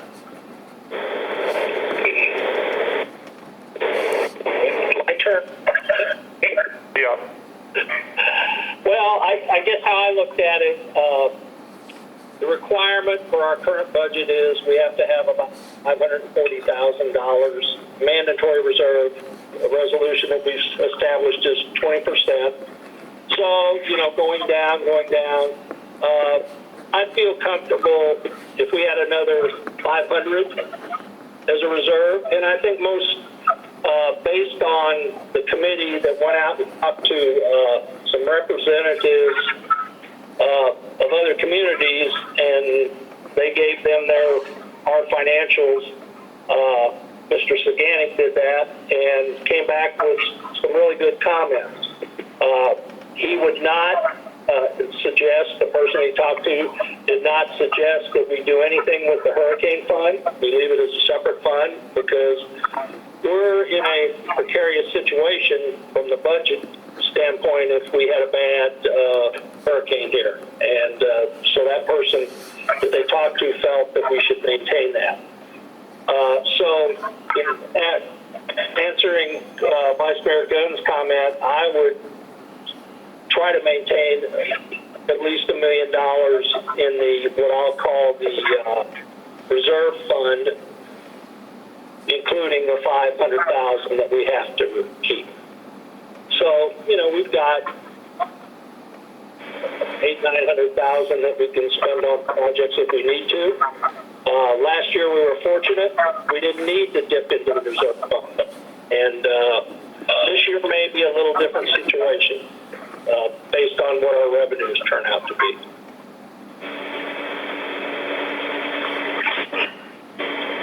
I had a question for you also on the reserve fund.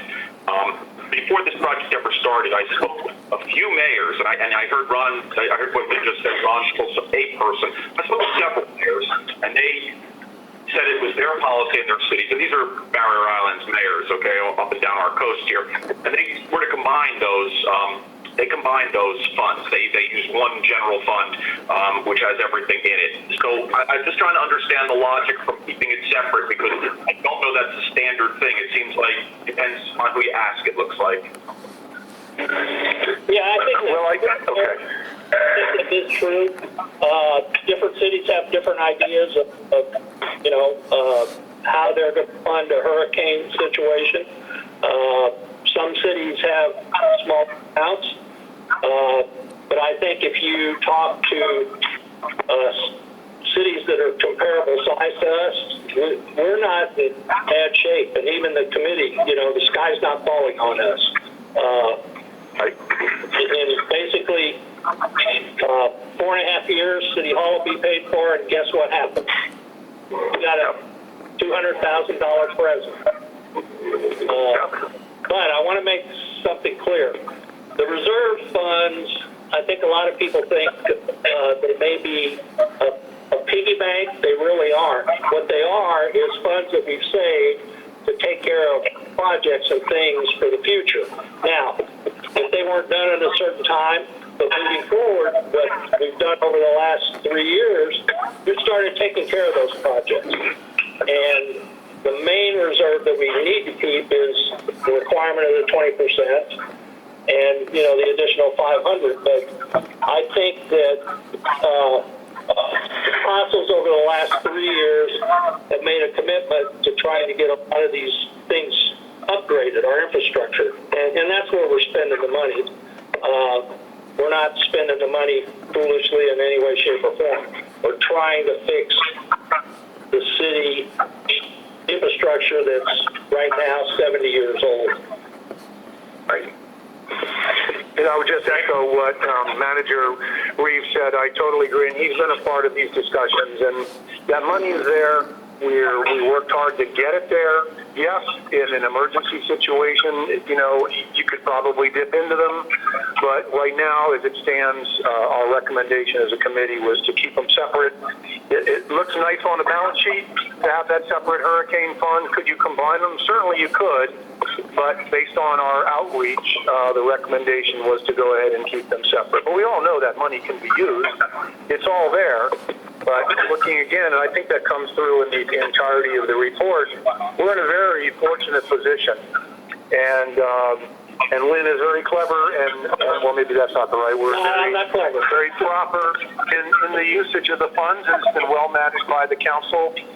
We just don't have a need for those funds, so let's keep them healthy until the time comes when we need them, and then it can be readdressed, and if money needs to be used, it can be used.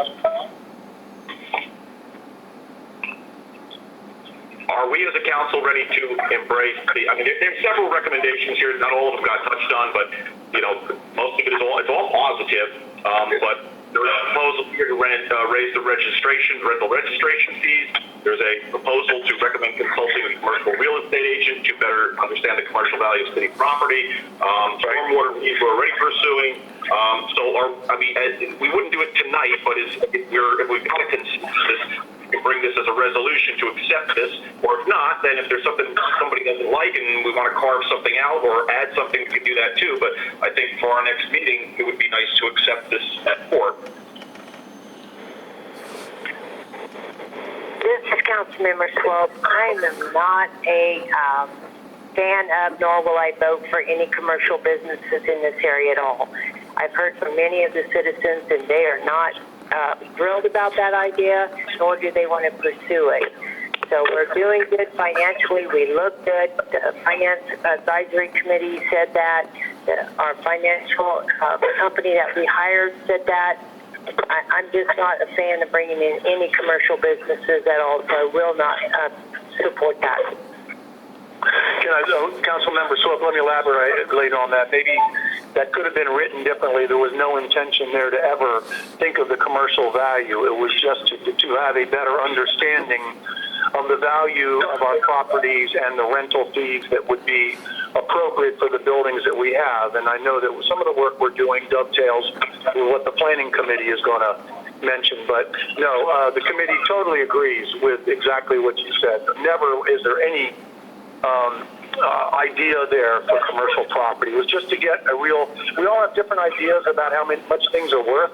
That's the only intent there. So I just want to clarify that, please. I totally agree with you.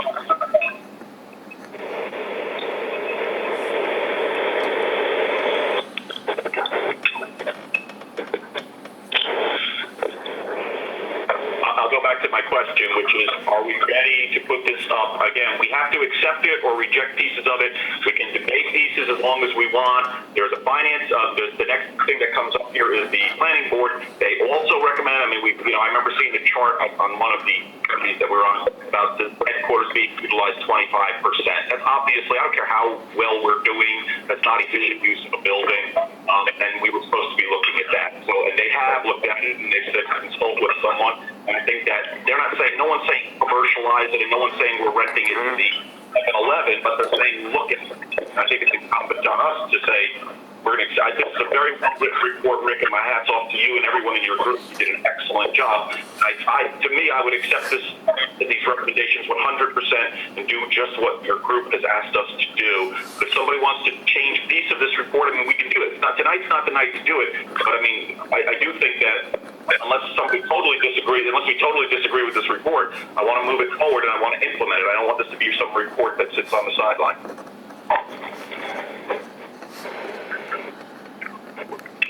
Okay. All right. I don't have a problem accepting this proposal, except that there's obviously certain items that are on it that we're not all going to agree with. So basically, I think that we should agree to take this plan and move forward with it, but on a piecemeal, where we go down the list and then we each item rather than saying it's a full commitment on these proposals, because there's things that I don't agree with. Some of them are great ideas, and others I think are not so great, especially for Bel Air Beach. They're all great proposals and wonderful ideas, but at the end of the day, we're not the only people that live here, and I just feel like we should vote on each one of them in a different meeting. I'm totally in agreement to move forward with this, but I don't want to commit to adopting. Dave, I didn't hear your last word, and then Glenn Dunn is next. You said totally adopting, and I didn't hear after adopting. I said I'm in agreement with moving forward with this plan, but not wholeheartedly adopting it. In other words, we're taking this plan, and then we go through it as a council, and we decide which pieces of it we actually want to put in place.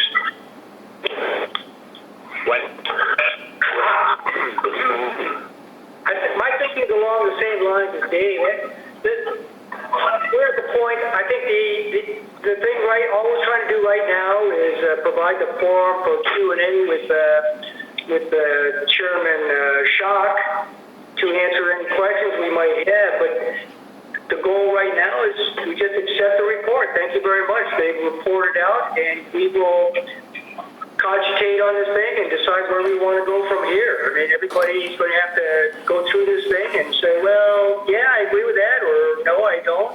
What do I really want to move forward with? But the goal right now is thank you very much, Rick Schock, for your work and that of your committee, and we accept the report. Good job. Thanks very much. And future action is to be determined. Right. And that's the way we understand it, Vice Mayor Dunn. That's exactly what we understand it. So thank you. Marv? The plan is fine. I mean, a lot of good suggestions. I think the main meat here was to find out just where the city basically was, and the report comes back that financiers are fine.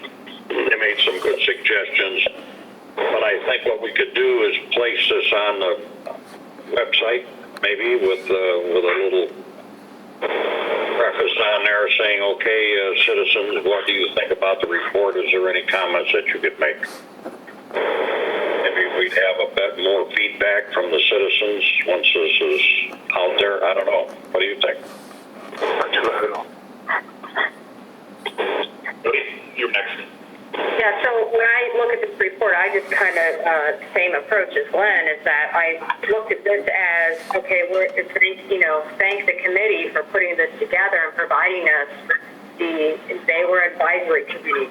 They've given us good advice here in this report. We accepted and thanked them for the report, and then this is just part of the building block as we enter into budgeting. Take a look at this we're going to have long meetings when it comes to budgeting, and there's many things we have some questions answered that we didn't have last year when we were entering into budgeting. It's really given us an overview of our finances, of our investments, of, where are we at with the reserves? Are we, way overfunded on them? Do we have some wiggle room to get some of this infrastructure done? And I think any money that's spent is purely for infrastructure and purely for the resident benefit, not anything added to that city hall right now. We've got so much money invested there and so little invested in the community. And so this helps us see how we get where we want to with the infrastructure. And it's a great report, Rick. Thank you very much. Your team did a good job. Thank you. If there's no objection, then we have a consensus to accept the report. Of course, with all of our thanks collectively to Rick and his group for a job very, very well done. I know they spent a lot of time. I was at a lot of their meetings, and they really did put their all into this thing. And we will follow up, and we're coming into the budget season, so we're going to use this as our building blocks. Not specifically go through item by item with it, but we're going to be using it as our reference point. Everybody agree with that? I'm still not in consensus with it because I appreciate all the work that was put into it, but I also realize that we have voted on things before with minimal information and minimal details, and then it came back as a backfire. So I'm not in consensus with it. No, none of the suggestions am I going to agree to. Thank you. Now, can I inject something? I'm not really sure if you're grasping what this report is about. This is the ad hoc committee's recommendations. It does not necessarily mean that we're going to agree with it at all. It just means that this is the report that we tasked them to give us a deliverable, as Glenn likes to say, and that's exactly what they did. And we may not agree with everything. We may not agree with any of it. And some of us may agree with all of it. And that's the beauty of this report is we take it and then we all digest it, and we'll have to come back and vote on these issues one by one as they're presented to us in the future. Does anybody see that any differently? No, Dave. I want to clarify the As long as we question. vote on everything one by one, I'm fine with that. I'm just not going to give my solid vote yes, and that's clear to keep on going with everything that's in this report because I'm not going to do that. Let me clarify the question. What's before us is to accept this report. When we say accept the report, it means thank you for the report, thank you for your hard work, thank you for the suggestions. It's an advisory report to us. We are not, when we say accept the report, accepting every suggestion in it. We're not accepting any of the suggestions in it. Right. Any of the suggestions in it. We're saying thank you for the work, thank you for your report, and we'll get back to you. In court, the judge would say we reserve.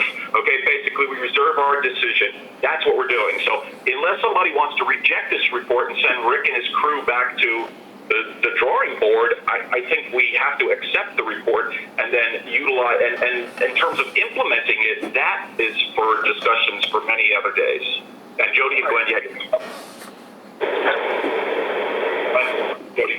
Yeah, I was just going to say, for Rita's benefit, nothing in this report is binding on the council. They're purely just advisory and recommendations and statements of fact or opinion. Nothing is binding at this point on the council or future actions of the council with respect to this report. And I'm comfortable with that. Dave, you stepped away, but wanted to say something? Sorry, taking a bite of dinner. No problem. Did you want to say something? I'm sorry, it was Jody. My mistake. Sorry, Jody. No, I was just going to echo that too. I mean, just recapping what I said, they are strictly an advisory committee. They provided us their opinion on our financials. We are accepting a report from them. We're accepting the information from them. We're not going back to them with comments of they need to dig deeper into a certain area. And so, yeah, that was just for a benefit of clarifications for Rita. We're not instituting any of this. That comes down the road in that budget council meeting. And we may not tackle every item on here. We may see one thing that we're interested in talking about at a council meeting or in the budgeting. The rest of it may not mean anything to us. So that's, just think of it as advice. That's all I just want everyone to think that's what we're taking this as. And I appreciate your comments, and as long as we're thinking of it as advice, that's fine. But I just want to make sure that I'm clear that I'm not voting for any of these suggestions in here. As long as we're just voting for the report as advice, okay. But other than that, no. Mark? Well, the suggestions that were made are going to go and be analyzed and put in the strategic plan. The main thing we did here, or these guys did here, not us, is go over line item by line item. And they took a look at what the city manager was doing. They took a look at what the other services in the city have done and said, okay, guys, you're doing a good job. and they found basically that the main group and what's being done with the money is in good shape. The suggestions we'll look at and put in the strategic plan if we can. That's what I see here that they did, and they did a very good job. This was an outgrowth of, I had said have a finance committee when I first came on board last year because I knew the detail that was coming up for us to analyze during the budget. These folks have done that work for us. They basically went through and did that line item stuff. They also went out to other cities. I mean, they've done a very thorough job. So I accept their report. I think, again, we don't vote on stuff here, but we just did a consensus vote. I'm going to ask Patty, if there's no other comment, to take a consensus vote. Let's see where we stand on this, and if we accept it, then we're going to move forward. Some of these items, for example, rental registration fees, I mean, that's an easy one, and we can have that on the next menu and implement it. I mean, that's money in the bank for us.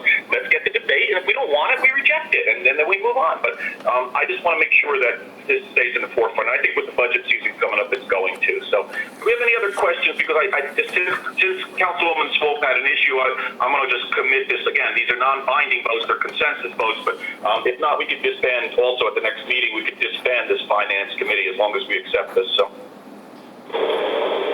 any other comments? Okay.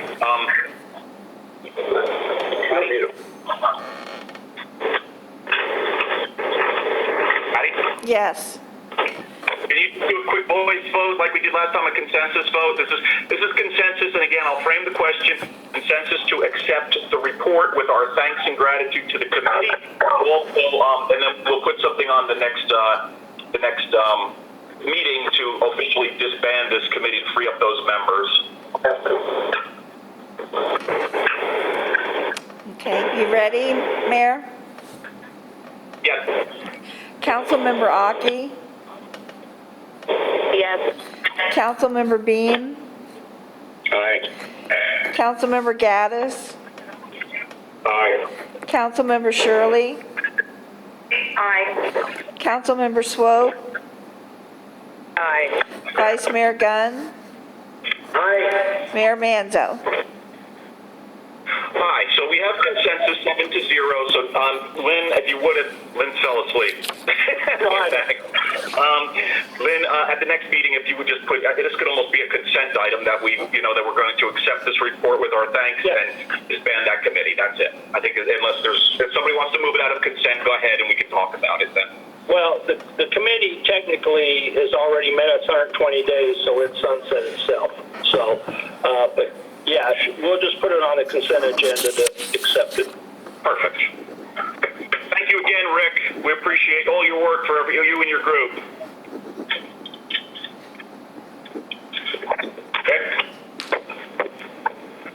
Rick has left the building. Thank you, guys. Thank you, Rick, and your group. Okay. Next, we move to the discussion of the Bayside Park Grant. It was brought up by City Manager Reeves. Planning. I'm sorry, planning board. I skipped one. Planning and zoning board project final report, which is emailed April 1st. Item number 3. We have Rudy Davis still. Yes, Rudy is here. Rudy, Vice President, and still is Vice President of the Planning Board. Him and his group did a lot of work on this. I was at some of the meetings. I know Glenn Gunn was too. Some of the other council members stopped in from time to time. Maybe follow the same format if everybody likes it. We turn it over to Rudy Davis and have him kind of walk. It's a pretty thorough report, but have us walk through us with him and see if we have any questions for him before we discuss. Is that good with everyone? Everybody's good. Yeah, I can see a thumbs up. Rudy, go ahead. Okay, thank you, Council and Mayor. Yes, the Colorado Beach Planning and Zoning Board met over 3 months with the objective of following the directive of the city to look at more efficient use of city property or generate additional revenue through alternative uses of the city property. Let me just interject that I think at the time council gave us this assignment, there was probably more urgency and understanding where we could find additional funds for capital projects. But since the review of the Finance Committee and the City the auditors, there's probably less urgency at this point in utilizing any of these recommendations. But the board did meet with the objective given us to think outside the box and utilize the city property and other means of finding revenue. We did meet, and the results of that were that we have shown that through some fairly radical uses of properties, you could generate somewhere between $329,000 and $575,000 a year from these properties in various uses. But at the end, the board voted in unison that we should not do any of these things because they are such radical departures from the norm of the city. There were 2 points that they did also unanimously think we should do or take a look at, and that was the use of solar power station at City Hall, and then some form of farmer's market on the City Hall property, so it would be beneficial for the residents. But again, as far as use of any of the parks or seawalls, marinas, they voted unanimously not to follow the information that was generated in this report. Any questions? Thanks. Yeah, I'll just address some of this stuff. I don't feel that there was ever a concern of urgency with respect to the city finances. I think anybody who's looked at our books and a reserve balance of $2.3 million, which is 5 times greater than any other city this size, I don't think there was ever a concern about urgency. I think it was a purposeful attempt to step out of the moment and think in terms of years and decades. For the first time, the council and the city manager and his staff sat down, looked at the money coming in, the money going out, and the backlog of infrastructure projects, and he sat down and calculated the burn rate of that reserve and understood that within 3 to 5 years, we could not really support any large infrastructure improvements at that point. So it was merely taking a proactive, innovative look at what's coming in, what's going out, and what we wanted to do in the next 5 or 10 years. Now, we also factor in the fact that we are facing a new reality here, where we were fixing a tire on the car. That car is now going down the road at 60 miles an hour, and we're still trying to change the tire while we're dealing with the virus and the new reality, the economy, and the possibilities of a recession and a possible follow-on decline in property values and how that will affect our taxes and our revenues. So I just want to make those points clear. This is a valuable part of answering the matter. Where are we? What are the constraints around those properties? Are we using them to their best efficiency, best effectiveness, or are we doing the best thing at being the best stewards of the resources of the city?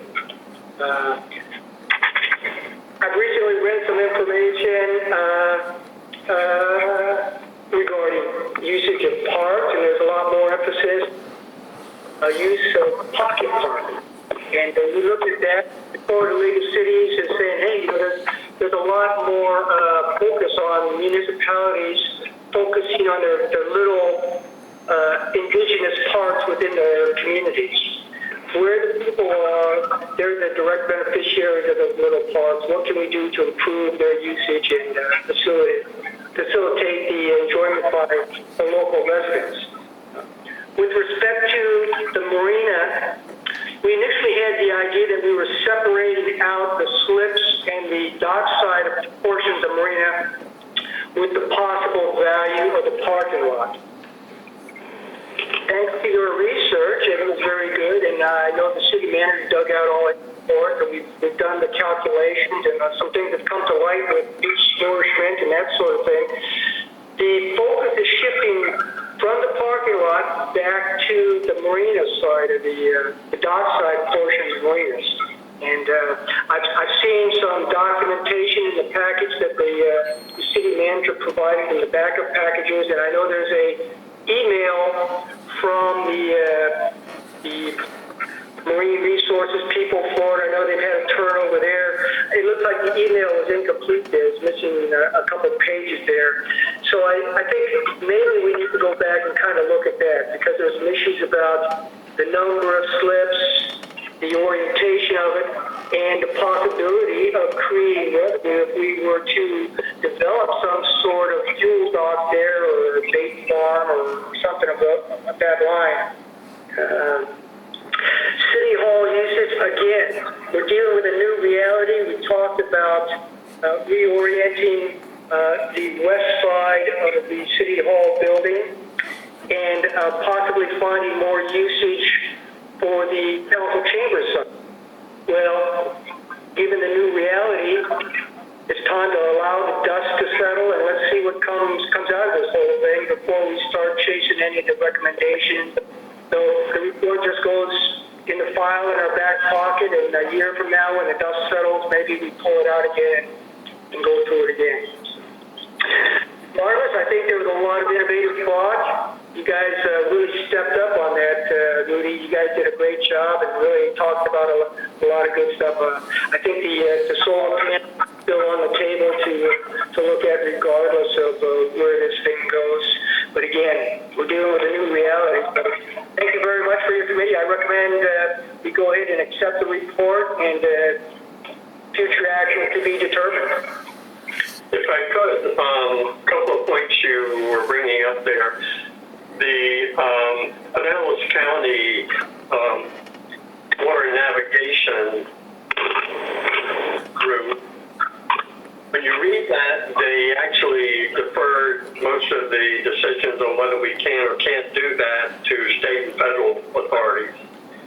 And what they were reading between the lines, and having been party to a couple of phone conversations and have dealt with them before, and Lynn and I having some conversations, they are essentially opposed to this, any further development of our marina docks.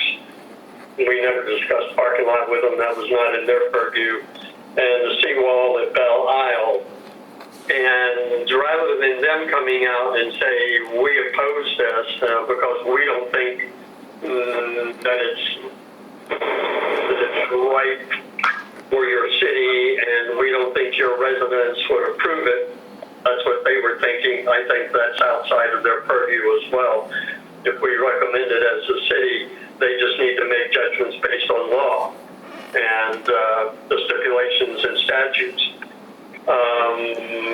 But they are going to essentially I can tell you that's there, and I think Lynn would agree with that comment. On the City Hall, that was interesting to do that floor plan where we essentially took council chambers and put it over on the west side of the building, simply in the ease of the way that it actually fit in there scale-wise. It would not be that difficult to do from a construction standpoint. The bigger question probably comes in, what do you do with that east side? And there's been a lot of objection to commercial usage in the city or commercial development within the city, and that's essentially what you're asking to do with the east side of the building.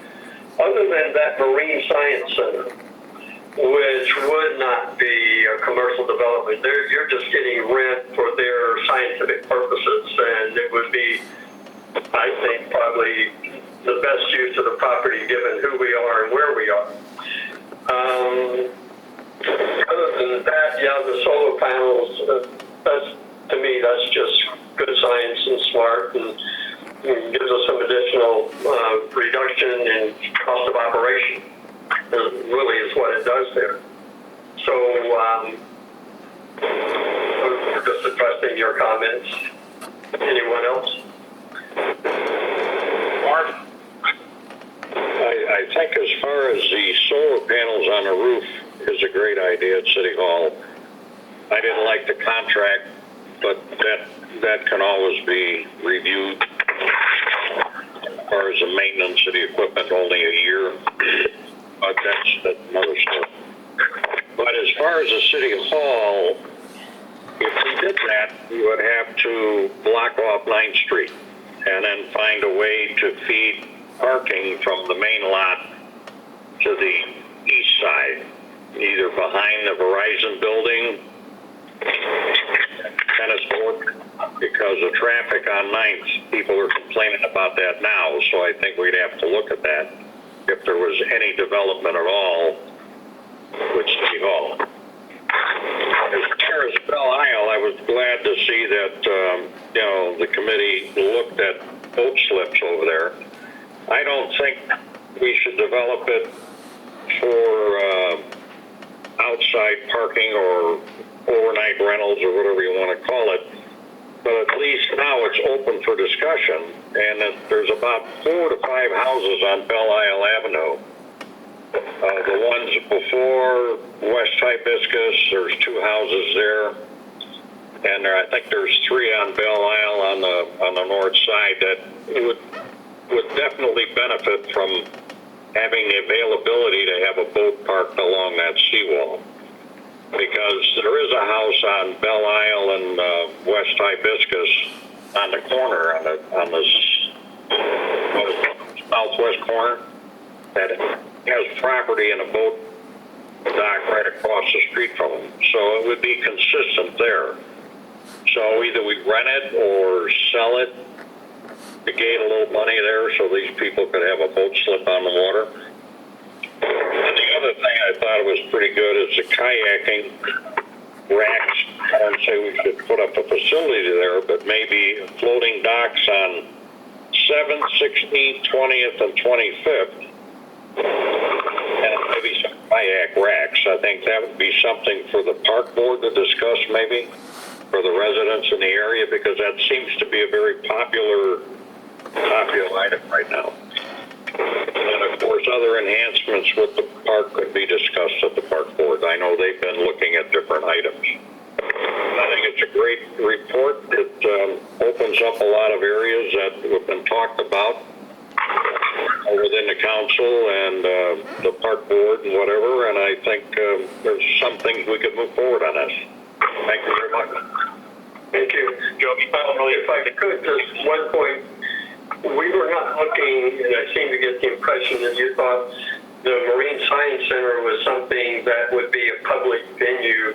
We were not thinking that at all. We were just thinking that they would have staff there to do marine science work and be able to utilize the park area and the access to the water there for that, but not a public venue that would need to involve 9th Street or the rest of the park or anything like that. Probably just a few employees that could be handled by the parking lot. Right, but I mean, any other use than that would create a problem, I think. Yeah, we agree. Limit our decisions on that, so it wouldn't impact 9th Street. I'm going to move to Jody Shirley, and then I have James Zabel here. I'm not quite sure, and I'm going to discuss that with Lynn Reeves before I choose you. But I want to go with council members first, and then I'm going to move it open. Okay, so just bear with me a second here. But Jody had her hand up. Go ahead, Jody. Okay, I just want to say, Rudy, you guys did a great job with this. Really thought outside the box. I would not have thought of that. I'm not going to say that I'm in agreement with a lot of the things recommended. Clearly, the team was not either, because the final report indicates that. But it definitely gives us a way to look with open eyes at what assets we have, can they be utilized, what stand with it. And I just really appreciate your guys' work, and I can't say anything that, bad about it. You guys did a great job, and clearly it's going to give us some things to think about down the road. And, thanks for your advice and your assistance with it. Thank you. Dave Gaddis? Yes, I would also like to agree that, yes, great thinking, way to step out of the box and present us with some new ideas. As far as City Hall goes, I 100% agree with the solar panel idea. I think it's just kind of a no-brainer. However, with the certain turn of events that have happened recently, space is now something that holds more value than any rent we could collect from renting or leasing our building out. And without that precious space that we have, that we've all thought was a detriment, we would not be able to have public meetings. So I think right now, what we thought was a bad thing has turned into one of our most prized possessions. And we need to safeguard that and get through this. And once this thing passes and we're no longer dealing with it, maybe we can take another look at City Hall and see if there's any potential for extra revenue from it. But definitely, at the time, it sounded like a pretty good idea. Now I'm having second thoughts.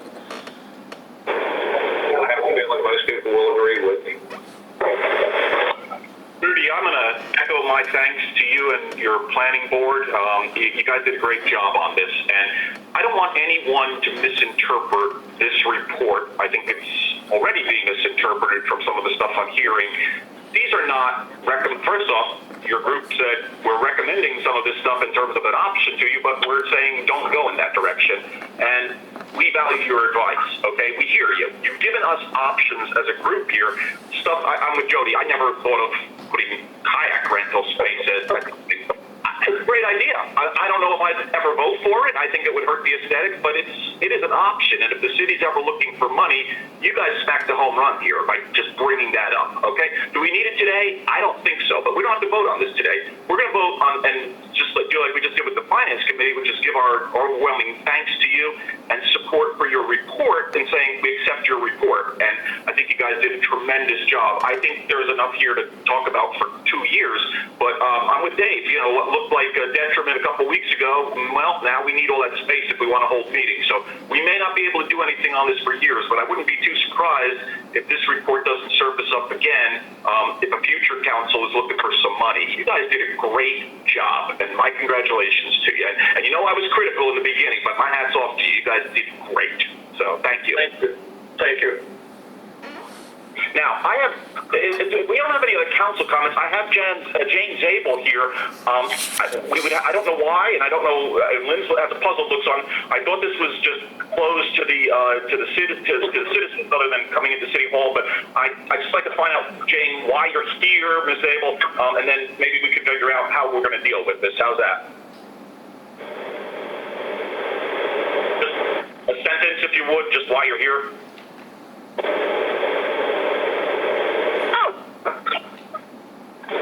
Yeah, I just was work session. Thank you. Well, I was reading the work package, and I did. Can I make a recommendation? I was going to respond to something at March. Ms. Abel, hang on 1 second. She's been muted. I would like to help you, okay? If you could disable your video and only do audio, you'll have enough bandwidth to communicate with us. We really cannot understand what you're saying right now. Maybe that call-in number or something. We didn't give any number. To the kayaks and the water access. I didn't know any of you realized that there's no public access to the inner waterway north of 25th Street. Yes, there is. Yes, there is. Hibiscus.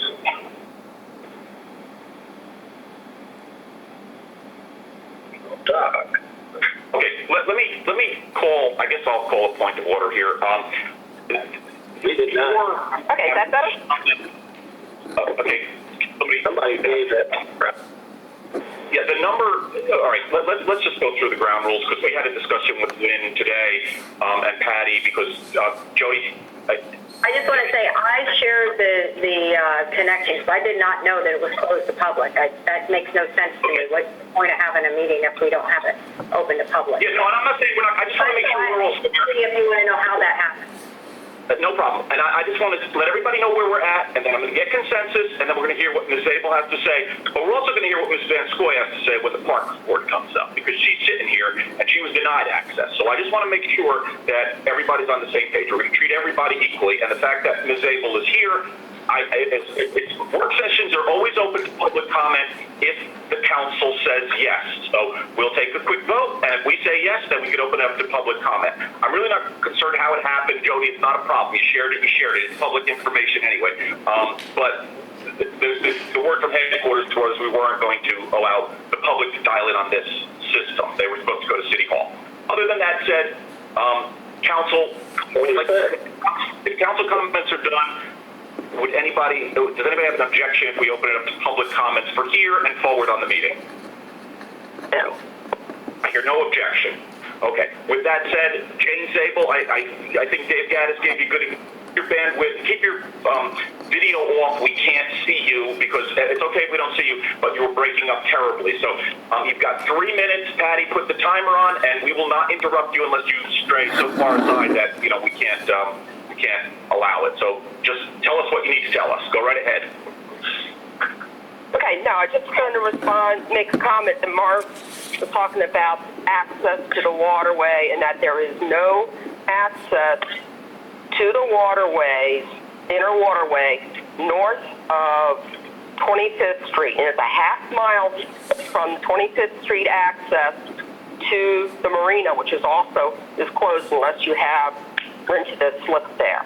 So for all of the residents up in the north part of Bel Air Beach, there is no public access to the waterway. And I just wanted to bring that to your attention. Yes, there is. Okay, 1 second. Ms. Zabel, do you have any other comments? Not this one. You were just talking about, so I wanted to bring that up. Okay. And All right. I thank the council for letting me have the access to this, because it's not right to make the citizens go down and break social distancing to participate in a work session. I agree with you on that, and that's why I was happy to get you in. So not a problem on that. Do we have any other citizen comments, Lynn or Patty? Is there anybody at headquarters not on this issue? There's 2 people in the council chamber. Okay, so can we get them on now, and then we'll come back to council, okay? Mr. Gray, nothing? No, neither one of the residents have a comment. Thank you. Okay. So that'll conclude citizen comments then. Did you want to speak, June? Yes. Okay, then come over here and speak. June Van Scoy wants to speak. Just stand up here. They can hear you. Go ahead. June Van City Scoy. Council, this is June Van Scoy, first chairman for the City of Bel Air Beach.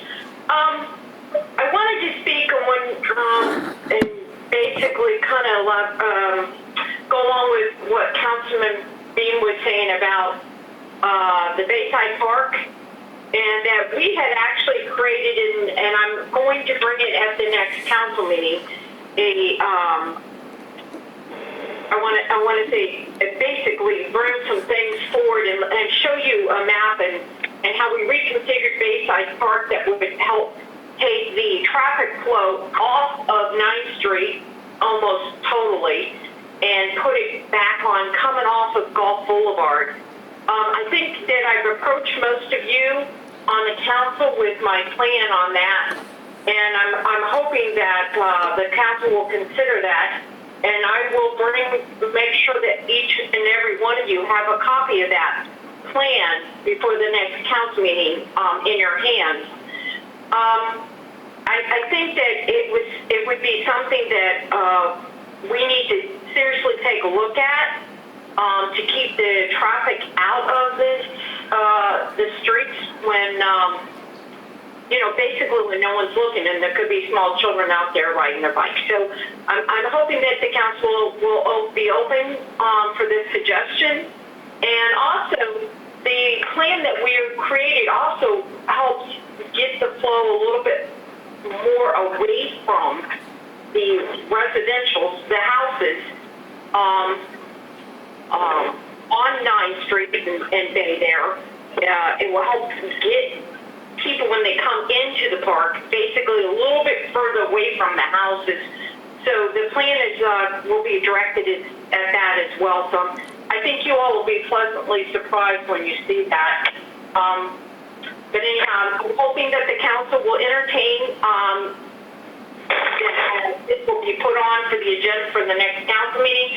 Also, I have a presentation to do on the grant. So. Stay on this topic.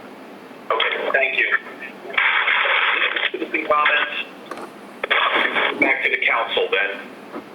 Any other council comments before we move to accept the report? And again, this is just like last time. We're accepting it with our gratitude to the planning board and their hard work on this, and it will be taken under advisement by the council. No actions being taken, and let us be very, very clear. None, I said, of these things are being accepted at this meeting. We're just thanking you for your report. That's what we're having. So that's what's before us. Anybody have anything else to add before we go for a consensus vote? Are we in agreement, or do we have to do this individually? Does anybody oppose accepting this report with our thanks to Rudy Davis and his group? I have a comment. I'm getting a notice on my computer that Kyle needs to do something. The originator is going to lose us all in 60 seconds if he doesn't react. Okay. Is it 60 seconds or minutes? Oh, I don't know. I'm trying to read it very small print. So, okay, it went away. So, sorry, that was all. Okay, so everybody's good with this then? We're by consensus, we accept that report. We don't release this committee. Sorry, Rudy, you guys still have to serve on the planning board, but we would love to, if we have any questions, we'd love to have you guys come back and explain, this report to us. And I think as we go through this budget, we'll see where things go, but I don't know that there's some urgency on some items, but there's some darn good suggestions in here that bear looking at between this council or future council. So again, great job by you and your group. Thank you. All right, so we're going to move on to number 4, discuss the base. Does anybody need a break? We've been going for a couple hours. Good. Step on for a couple minutes. You want to take 5 minutes, everybody? Is that enough? I've got 8:17. Come back at 8:23. Sounds good. Okay, see you then. None of the parameters of the grant have changed. They've stayed the same. And behind that, we've got a memorandum. The council authorizing spending $6,000 for an outside firm to do a grant review and funding research. You've got the report there. Basically, what they told us is that we have to be what I'll call a low to moderate income in most cases to be able to get that, and Bel Air Beach is far from that. There's some things we could do if we wanted to take out a loan, state revolving fund. They looked at other potential grants and made some comments, and I'll take questions on those things. They did a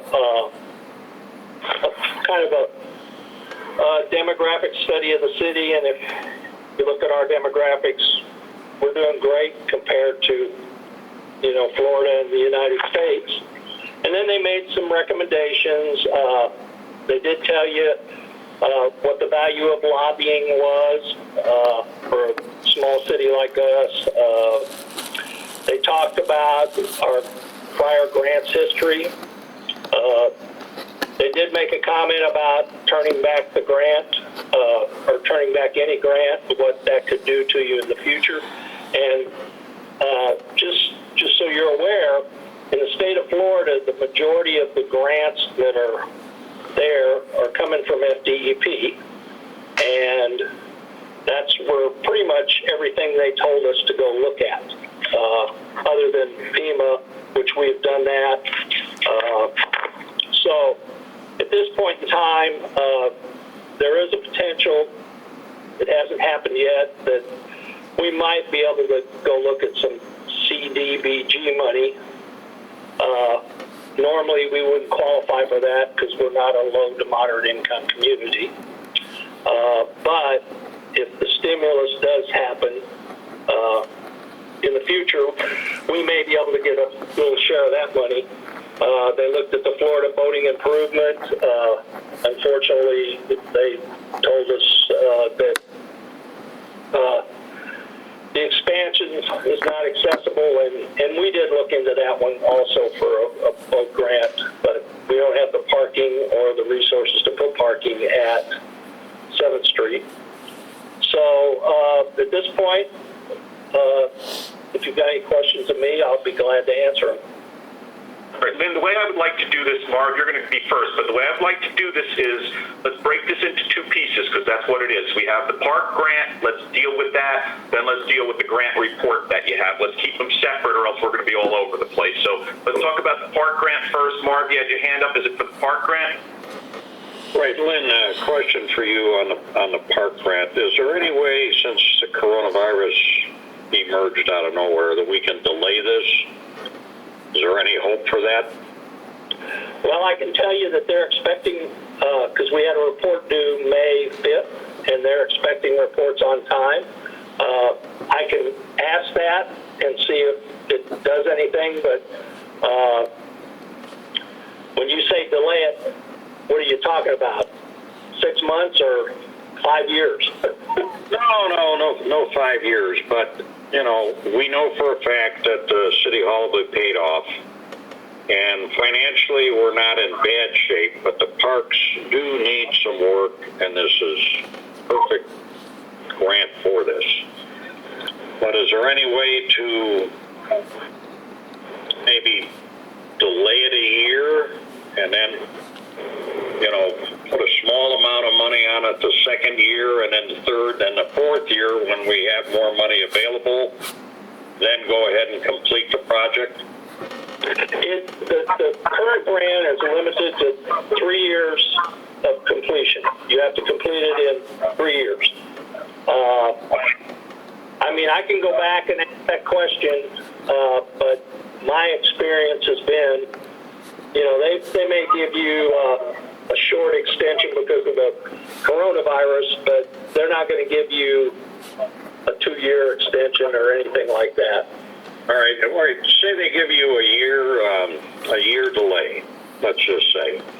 And the first year we spend minimal, maybe the planning. The second year, maybe put a little money out there to do some of the work, and then, the completion would be the third year with the balance of it. This way, at least we wouldn't lose the grant. Kind of maneuver things around so it'll work. What's your view on that one? Well, I don't think they're going to delay it a year. Based on my experience, I don't know what they do because of the coronavirus. We can make a phone call and find out and get that information for you, but I know for a fact that when they establish the timelines, you have X amount of time to spend it, because this isn't just it's funded through the federal government, but the state is the one that administers the program. So to say that you want to fund it 4 years from now, they don't have a budget for that fourth year. They have a budget for the 3 years that are existing now. And, unless the state or federal government does something to change that, at this point, I don't see much hope in that happening. But I'll ask the question. I'm hoping with the coronavirus and all the money the government's put out, they would appreciate a delay. Well, Who knows what they're going to do, but they're promoting construction as it is right now because they feel that infrastructure and things that are being built is, they're spending the money now. But we can call and ask that question, and I'll have an answer. I'd like to move forward, but I just wanted to delay it a year to make everybody else, go along with the program rather than say nay. Okay. I'll ask the question. Dave, you had a hand up. Yes, I understand that this is federal money, and it's being divvied out by the state. The Fed seems to always have money. However, the state and the county, not so much. Currently, do you have any projections on how much less revenue the county is going to be distributing in tax revenue? Unfortunately, the months that we have currently, as an example, the gas tax, it came in almost exactly what it had the previous month. So the sales tax is the half-cent sales tax. That's what we're waiting to hear from the state. We haven't heard that yet. But the other collections are, right now, staying pretty much the same. So, but I expect April to drop when they finally do give us that information. I don't expect property values to drop this year at all. Actually, they were already set up and based for the coming fiscal year already, and we'll be getting that June 1st, actually. We'll be getting the preliminary property values for the city. So as soon as I get that data, I want to give it to you, because if we have to make some adjustments in the budget, we need to know that. And there's 11 items on here, and I want to run down them with you real quickly. Glenn, you're next. I want to run down these items, and I want you to tell me something that, whether we accept or reject this grant, we'll have to do anyway. Some of them are very obvious. Like the first one says, new boardwalk fishing pier. We don't have to do that if we reject it, okay? So that's an example. Number one, we don't have to do. But playground renovation is my next question. So let's go down, okay? New boardwalk and fishing pier. If we don't accept the grant, do you have to do it anyway? The answer, I believe, is no, correct? Are you there? Yep. Okay, you lost me for a minute. Oh, okay. So what I said, we're going to go through each one and basically tell me whether we have to do it, whether we accept the grant or not, okay? For example, I know we have to redo the tennis courts, okay? So something, I want to find out what is going to be required if we say no to this grant to come out of our pockets no matter what. So let's go through the 11 items real quickly. That's going to help, I think, make this decision at our next meeting. So boardwalk fishing pier, that's a new item, right? Right. Okay. Playground renovation. We don't have a playground now. The one that was there, we took out. Do we have to put it back? That could go either way. Basically, it might be easier if I just say the tennis courts we need to renovate. Okay. And if I was a pick list of this list, I would say that of all the things on here, other than the tennis court renovation, I think we should look at the gazebo, because I think it would enhance our opportunity to get some more rental revenue into City Hall and into that park area. The other items, I don't think are going to bring us any, gain, and we can't cherry pick them, which I... Parking lot renovation, you don't have to do parking lot renovation? We don't have to do, okay, we cannot cherry pick anything. Okay. Well, I'm not so interested in cherry picking. I want to know, and Jody, I think Jody was next, or Glenn's next. I want to know what we're going to have to do if we say no to this. Okay, so when you say parking lot renovation, this was 3 years ago when we did this on the the committee, so I forgot. Do we have to do this parking lot? Like, if we say, okay, forget it, we don't want grant. Now, are you going to come a year from now and say, hey, council, we got to like redo the parking lot? I just want to find out what we're going to be obligated to do here. Some of this is clearly new, but some of this looks like it's maintenance to me. Well, of course, the tennis courts are maintenance. The parking lot at some point in time, today, do we have to do anything specific? But in the parking lot renovation plan that we had, we were going to add some parking spaces, and we were going to kind of upgrade the parking from what now is a shell parking lot to a paved parking lot. Those things, we're going to have to do the milling and resurfacing of 9th Street, and that would normally take us into the parking lot drive area anyway. So those are things that we're going to have to do eventually. We were just trying to get some help from them to pay for it. And same with the tennis courts. So if you didn't do anything with the tennis courts, because that's a maintenance thing, we've already put $20,000 aside this year, and I think we've got it projected for $25,000 next year. Then that's what we do. The gazebo thing out there, that would give us opportunity for more rental income, but it would also give us an opportunity to have a community area where we could have community events with some cover and, do music in the park or whatever. So those are the two things that I think are most beneficial in the grant. The other stuff was put in there, as a long-term, if somebody's going to pay us 50% of the cost, then, a nice to have would be put a nice fishing pier in a place for somebody to roll their kayak to. But, as far as the restroom, that's an issue with City Hall. We don't, other than that, I think you're fine. So it's really up to the council. Tennis court renovation, we're going to have to go for about $45,000, irrespective of this grant or not. And parking lot renovation, which is something you're probably going to want to do, that's another $40,000 if we don't take the grant. So basically, we're looking at about $95,000 out of our pockets in just general maintenance, whether we accept or reject this thing. I'm just trying to get a handle on how much here. But it's $185 if we pay for it, and it looks like it's going to be $95 if we don't pay for it. So what we're really talking about is like $95,000 here. So that's all I wanted to say. I think Jody, Marv, and Glenn, I'm not sure who still wants to talk, but Jody, I think you're first. Glenn, Marv. Okay, a couple of things. Lynn, you said the playground equipment's been removed. Only partial removal. You still have the toddler. Right. You just don't have the big kid stuff.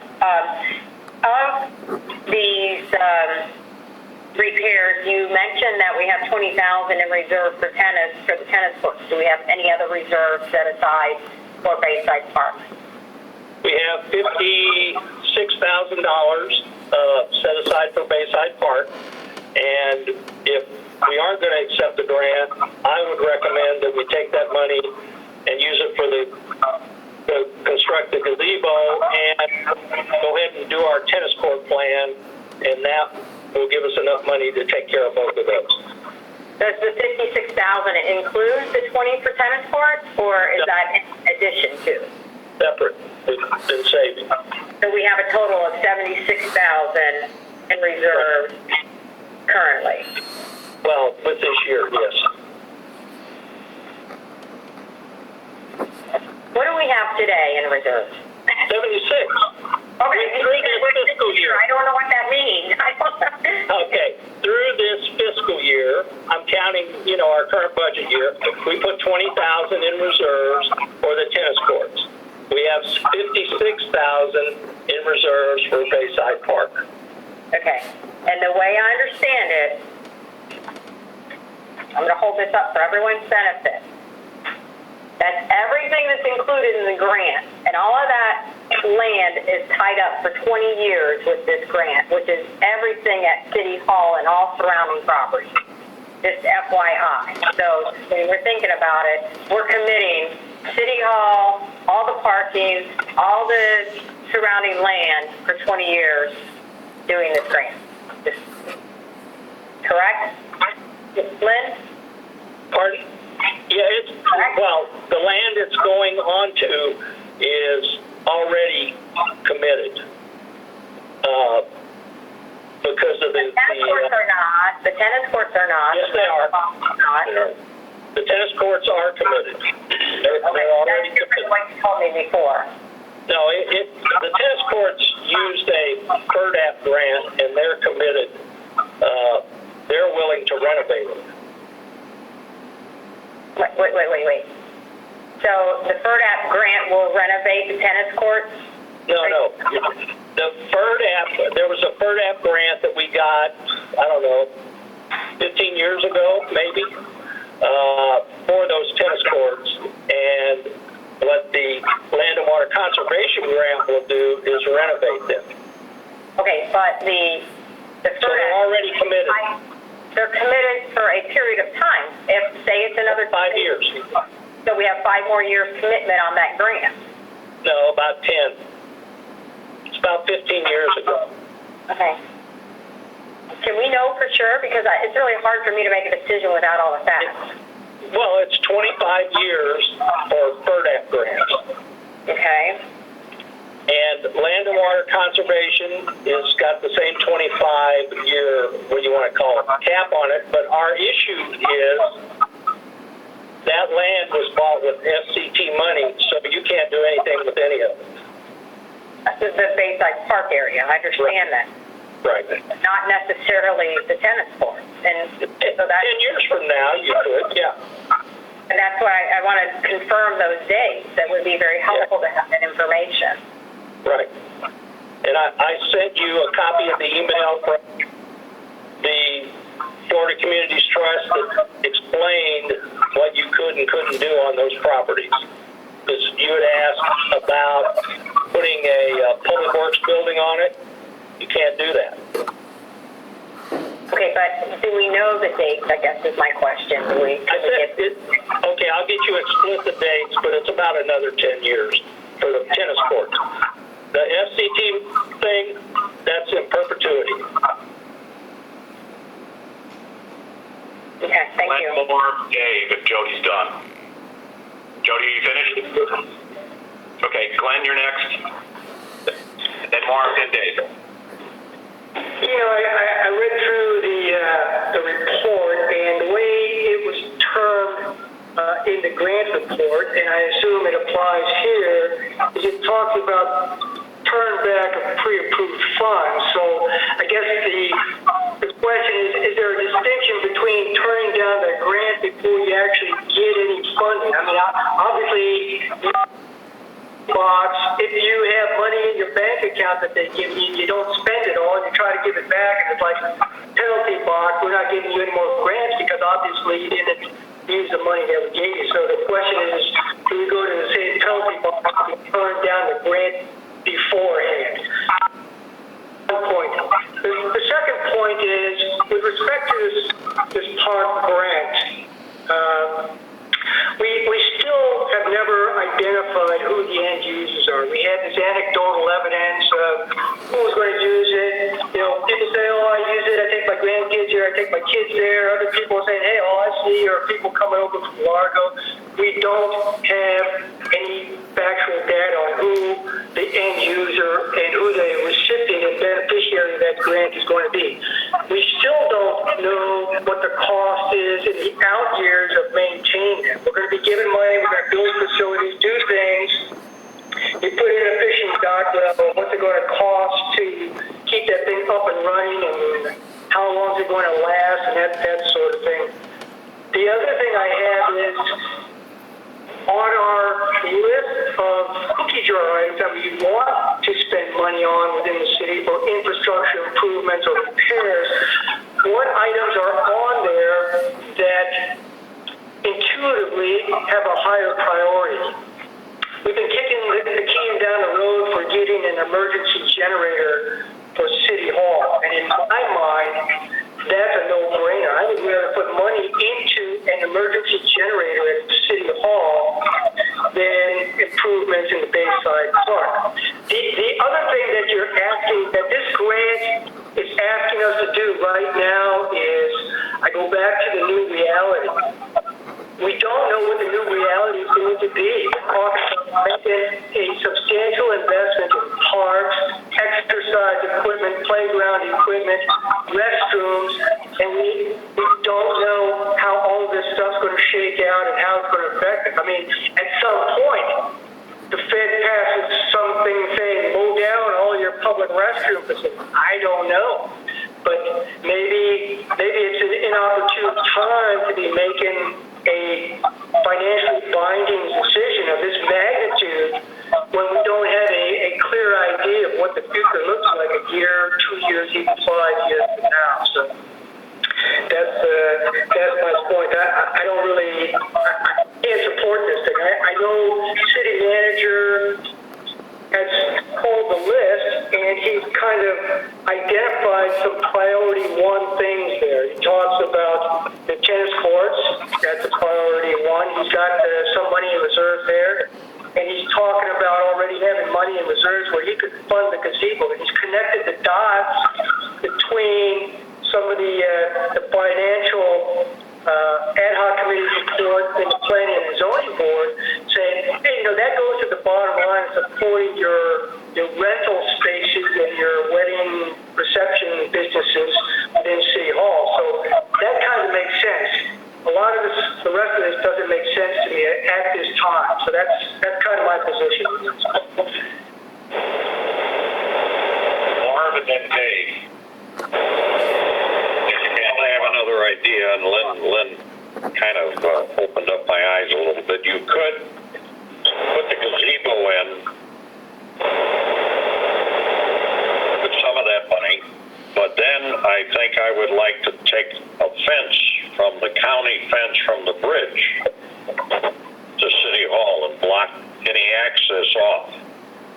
And then spend some of that money, block off 9th Street, like I said when Rudy Davis was doing his presentation, and run our parking lot out to the Verizon building or the Frontier building. And leave it go for now. That would be the other suggestion I have. Don't take the grant. If you don't take the grant, that would be the way to go, I think.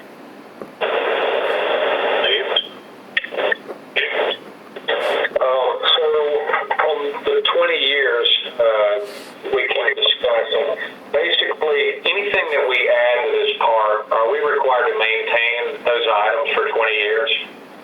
We have to maintain them, and at some point, as an example, I'm going to use Morgan Park. There was a play structure in there that evidently deteriorated, and at some point in time, I guess Nancy went to FERDAP and asked to remove it, and they approved that removal, so we didn't have to replace it. And I've done the same thing with the playground. I told them that the playground was blah blah blah, and we didn't want to replace it at the time, which was it was probably a couple years ago that we decided not to replace the playground. And I went to the SCT people, and they approved that. So there's some kind of bending and twisting, negotiating that you can do for that stuff. But overall, we're on the hook for 20 years. Yeah, for this money. Okay. Anybody else? Marv, I got you, but let me just see if there's anybody else who hasn't spoken yet. Anybody else before we go back to Marv? Back to you, Marv. All right, the other thing I was thinking is City Hall will be paid off by the time any maintenance is going to be needed the next time on the park or the tennis court. So there'll be quite a bit of funds available at that time. As far as the future and the maintenance on that equipment or any repairs needed in the future, I think we'll be in pretty good shape at that time for that, anyway. That would be a great asset. And I will say that a lot of the youngsters in the neighborhood, three of them across the street from me, they've been going to the park and using it now that the social distancing and all the worry about the coronavirus is in full swing. That's it. Jody? Aren't our parks closed? Is our park closed right now? Yeah, the park, mainly because we have a small playground in there and the basketball court, tennis courts, because you can't meet the social distancing for those, we have closed that. Now, the public is going to use the beach, and they are walking around in there, and it's just, there's certain items in there that we have a hard time controlling the use of, and so we close the park for that. Do we know when it will reopen? Because, I mean, this is kind of, I see Stan Key, which is, half a mile up the road, their tennis courts are open. There are people playing in there every day. I don't know why we're closed. Well, I expect us to, at some point in time here very shortly, once they reduce some more of this, like today they authorize you to go in a gym, but you still got to stay 6 feet apart.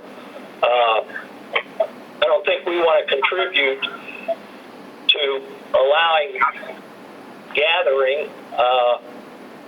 Indian Rocks, their tennis courts are closed, their playgrounds are closed. All of that is still closed. Okay, I just want to be clear that I'm voting on something that's not even by law, I guess, allowed to be open. So I'm just kind of curious what, when you foresee that changing and how. It's the playgrounds and things of that nature. Those are things that were closed by the governor, not by the city of Bel Air Beach. I understand, but back to my question is, do we foresee how long this is going to take? How long they'll be closed, and how long before we start construction and start spending money on something that can't even be used? Well, we wouldn't probably start construction till next fiscal year, even if we did at that point. That's not the plan. The plan was to fund the grant in, the next fiscal year and beyond. That was the plan from last year. Well, not to be flippant about it, but maybe back to Mark's point that it seems logical then that the grantor would give us some time, since this is something we can't even allow people to use until we know where these COVID laws are going. I mean, I'm going to ask the question. I'll have you an answer for the June 1st meeting. But yeah. I'm just telling you based on past experience. And the discussion I had with them about what's our drop dead date, because I had a discussion with them because when we decided to preliminarily accept it in December, I had that discussion with the people at Tallahassee, and they basically told me June was pretty much the end of the line, and I asked them about extensions, and they basically told me, no, there's no extensions, and they're getting harder to even obtain, because what has happened over time, I guess some cities have started a project and not finished it, and then they came back and wanted the money back. And I don't think we want to get in that situation. No. Okay. Okay, folks. So basically, Lynn, you have a couple pieces of information to obtain for us for this next meeting. One of which is if any extension is possible. It seems, based on what you're saying, it looks as if this is coming up to a vote. Secondly, Jody Shirley asked about a specific date on the tennis court so that we can know exactly how much more time we're obligated under the current loan on there. I think that takes care of all the follow-up items that we have with the, so basically this is to be scheduled for the next meeting, and it needs a yes or a no vote. It can be tabled, and it is a no vote. It's that simple, it looks like, so unless you have an extension. So that's what we're up against. We need to make a decision, it looks like, unless you're able to secure us a little bit extra time here. Correct? Correct. Okay, so then let's move on to part 2 of that question, which was the grant review document that we received from our consultant. And I'll open that back up if anybody has any questions or comments or anything for Lynn or anyone else. Glenn? Yeah, that was my first time really reading through it. It's in the there. At first blush, I think my opinion at first blush was, oh, well, they just told us what we already knew, that there wasn't much out there.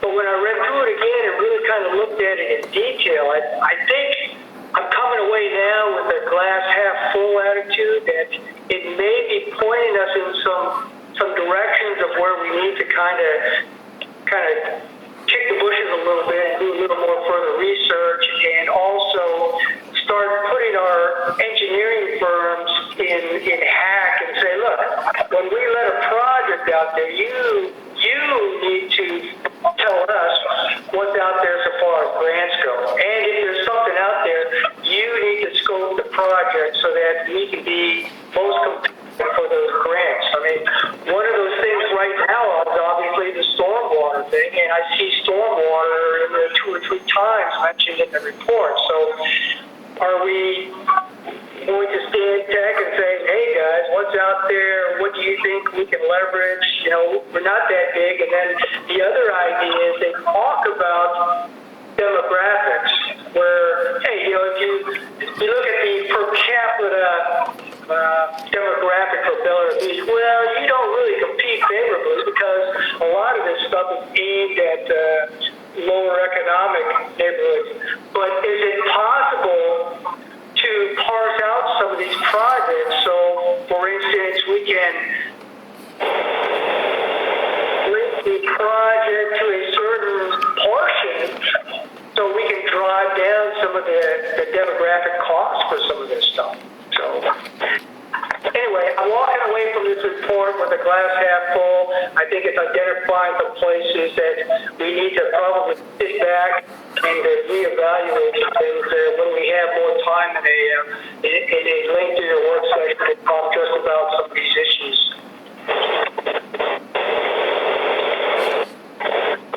Anyone else?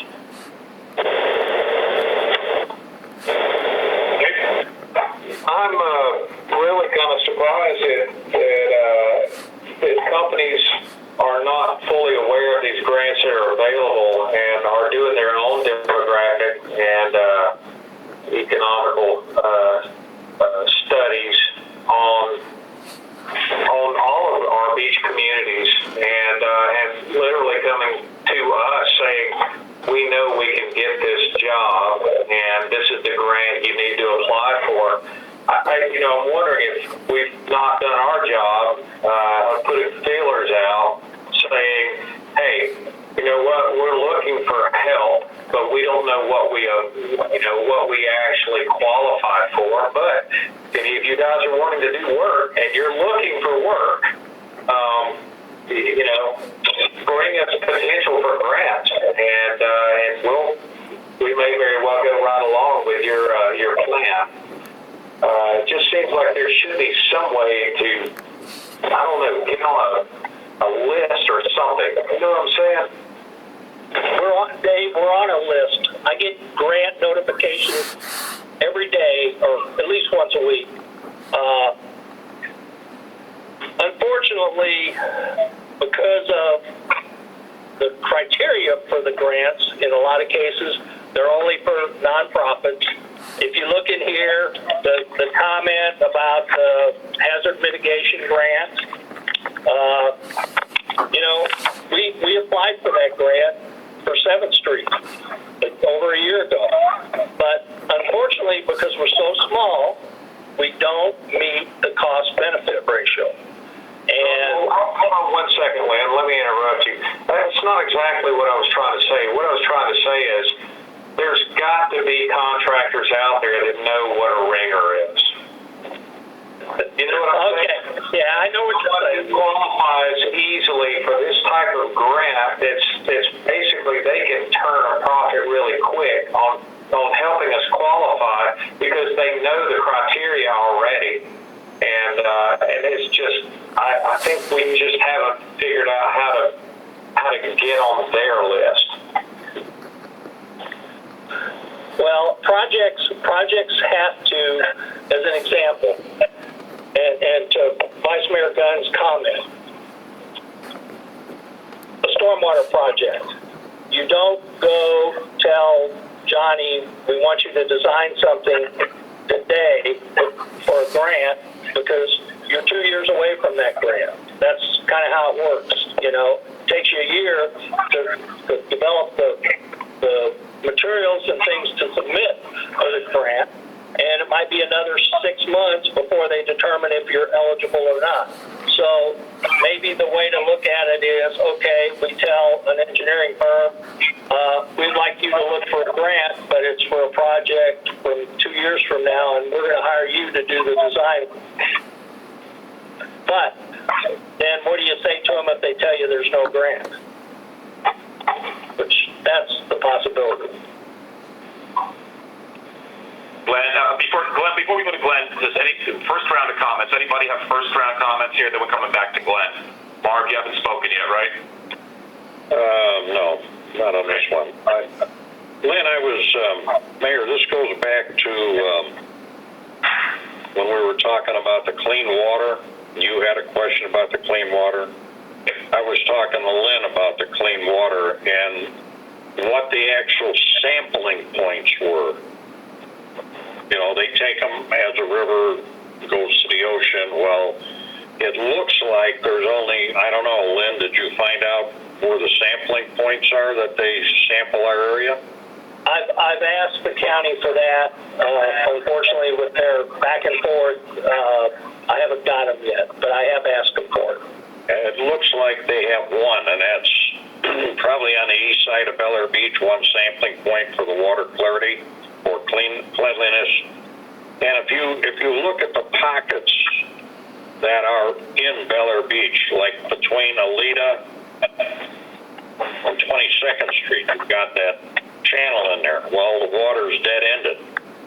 If you look at Belle Isle, you've got that curvature area that's around on the west end of Belle Isle subdivision. And then you've got the marina that's dead water, and you've got north and south of the 22nd Street Bridge up against the seawalls, depending on the wind. So the water is stagnant in an area. That's where all the debris and the dead fish ended up during the red tide. So if you look at the swim program, I just wonder if we did any water sampling or anything that they would help us with dredging or taking a look at the flow of water in around the fingers to see whether that would help us. You know, a little money, better drainage, whatever. Better flowage of water. I don't know. Just a thought. Any other first round comments? If not, back to Glenn. Glenn? And two things. One, Dave Gaddis, that's a brilliant idea. Holding something like a job fair where we put together our list and advertise our list of capital improvement projects and just put them on the street, just openly advertise, hey, come on in if you have any interest in a project and give us some idea of what it's going to cost. Let them market themselves and do some pre-research, and one of the evaluation items tell them is going to be give us information on seeking grants for this kind of thing. But I mean, it's kind of like rather than go out there and beat bushes and find people who can do the work for us, let them come to us. I think that's a great idea, kind of like a job fair kind of thing. Throw everything out there at one time. And here's where Lynn Reed is already making a lot of progress. He's opening up his capital improvement project, and he's already forecasting where those things are going to fall in the out years. So we're behind the power curve right now on some of these grants. We'll never get grants for a project we're going to start today. But Lynn Reed is already looking at where these projects are going to fit in the next 5-10 years. And guess what? He can back those dates up and 2 years ahead of time start thinking about grants and what's out there and what we should be thinking about applying for. So those two things together may give us some a leg up on where we go from here. It's a great idea.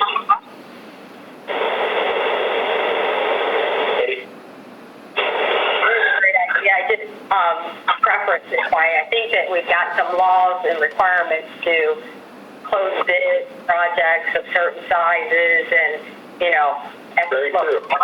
I think it's a great idea, but just saying, I think that Lynn would fall into some bidding requirements that wouldn't allow us to do that. Right. That is correct, Jody. It's not like we can have a job fair, for lack of a better word. If we're going to try to hire a consultant, that it comes under the Competitive Consultants Act, and there are limitations to that.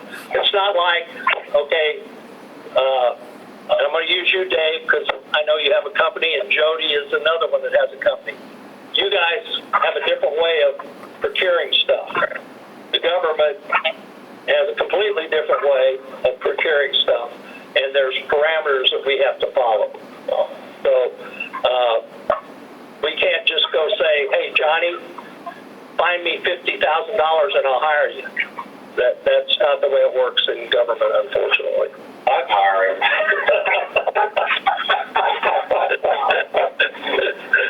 That's the unfortunate part, Dave. Yeah, I would just say that, you know, I use that term job fair loosely. You're not going through a competitive bid or acquisition process at that point. You go to the Florida League of Cities and you spend an entire day walking the convention center because all the vendors have come in to advertise and show you what their latest and greatest technologies are. And all you do is say, hey, you know, we're thinking about repaving our streets within the next 2 years. What's out there? And I'll bet you'll have people tripping to get through the door trying to explain how they can do it better and cheaper and how their product is better. And you say, oh, by the way, are you familiar with show me who you've repaved the last 2 years and then Right. and with any grants or anything. It's just an idea we're floating out there. Have a citizen request here from Ms. Zabel, but I want to make sure we're through with council comments before I move to the citizens. Are there any other council comments? Zabel? Yeah, and just a quick, what you could go out with is a request for information, an RFI. That's a typical. Very true. And that's all you do. Just go out with an RFI. Anyone can respond, and it's just for ideas. And you have no commitment. That's true. Thank you. Is there anybody at City Hall, just in case? Patty? Oh, I'm checking. Any comments, Mr. Gray? Yes, do I need to turn the mic on? No, come over here, Oh, thank you. because that's where they're listening. Thank you so much, Patty. Yes. We have an audience here. That's nice. You guys got to let me know if there's somebody who wants to talk. I can't see them. Great. All right, well, this is Hugh Gray from down on 9th Street. And it looks like we've got a lot of very nice opportunities. My only caution would be our parks, especially like 2nd Street, 7th Street, and some of the others, they're pretty small. And I'm not sure that we'd really be benefiting the community if we have a bunch of racks where we're storing a lot of aquatic equipment and that kind of thing. It would make it look very commercial. And while the parks are small, the grassy spaces are nice and they're very peaceful. They're spots where residents can go and simply relax and smell the fresh air from the water and see the bird islands and that sort of thing. So I would just suggest that we be cautious about construction that would eliminate the grassy spaces and possibly look too commercial. So thank you for the opportunity to speak. Thank you. Mr. Gray, I just want to, just so we put this in the proper order, that was a comment to number 3, and I for some reason we didn't check the audience, so absolutely, that's a comment under number 3, and I don't know if you heard what I said before. The report that we got was just a group of suggestions. In fact, the planning board themselves didn't really recommend implementing any of that, so I don't want anybody in the city getting, too worried that that's those things. Those are just ideas, and none of them, absolutely none of them, are on the table right now for approval. It's just an advisory report of options that are available to this council and future councils if they ever need it. Very good. Thank you for clarifying that. I do understand, and I apologize for addressing number 3 instead of the current agenda. No, it's okay. We didn't know you were there, and if there's anybody else who we've missed, if they want to say, if anybody needs to speak, Patty, please just let them speak on, just let us know the item they want to speak on, and let's make sure we get their comments on the record. So, is there anyone else? No. Not at this Okay. time, no. And we'll come back to our council comments on this grant review. Is there any final closing comments? Lynn, are you looking for an action item at this point from us, or we got this for information, it looks like, but it's something that, down the road, I think it's something that we have to keep in mind as we're going through future projects and our budget. Right. This was just an action item and to kind of get a little update on your thoughts for the park grant. So, I'll be putting something basically that says, do you accept or not accept the park grant moving forward? Perfect. Does anybody else have any comments? If not, we're going to move on to number 5. Okay, moving down the list, we have discussion of the Communication Advisory Committee. And I think we got a resolution that we have here and some deliverables. Our draft. So I know Glenn, I think, and the city manager were working on that charter draft, so I'm not sure who wants to speak first, but it's open. Just to give you a quick update, as of right now, we have 5 applications. So the current list is 5 people, and we have 5 applications. If you'll recollect, we had 1 withdrawal, but we added another application. Patty can tell you, I think it was Thursday or Friday. So we have 5 at this point. Do we know who the new person is? Mr. Patty, is that right? Gatliff? Am I saying that right? Right, Tony Gatliff. This is Councilmember Swope. This is just the second reading of this, so we actually vote on them in June. Is that correct? We're not reading the resolution right now. This is just a discussion committee. Okay, so you have 5 applicants and 5 positions available. Once again, is that correct? Under the current resolution, yes, that is correct. Okay.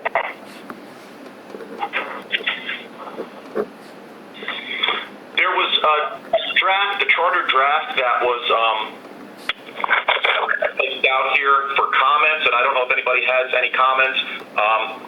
I only had 1 comment on it, and it's on the background, and it's just to delete 1 word, and it says, it's back in the middle, and it says, the focus is to improve information and transparency to our residents, page just blue, and also develop better avenues for surveys and feedback from our residents. I just took out surveys and just said feedback. It's all one and the same. There's a lot of different mechanisms you can use to get citizen feedback. Surveys are one of them, but I'm going to stress, if surveys are going to be done, and the only way I'm going to support this is if the surveys are done not anonymously and not surveying people who live in Bel Air and Indian Rocks and stuff like that, because that's not our city. Okay, if we're going to survey people, and Lynn Reeves has done this before quite well on the Parks group, did it very well, survey our residents, and I would like to know who the residents are. If we need to know if we have a true sample of who the people are. We need to know whether we have a group of younger folks, older folks, middle-aged folks? Do we have a group of people who live north of the bridge, south of the bridge? Condo individuals, part-time residents, full-time residents. This is the information that to have a meaningful survey, or what's called a statistically representative survey, you need to know what you have. It's not a matter of going out and getting 10 people to say, oh, I approve this or I don't approve. That's not a statistically valid survey. And I do have background in statistics and quantitative analysis because that's what I learned when I went to school. So if you're going to do these surveys, they have to be done properly. And we can take surveys, but we may not get representative samples. So I just want to make sure that we are looking for feedback from our residents and not getting too specific as to how we're really going to do it. Other than that, I thought this draft was very good, and I could support everything in it just the way it's written.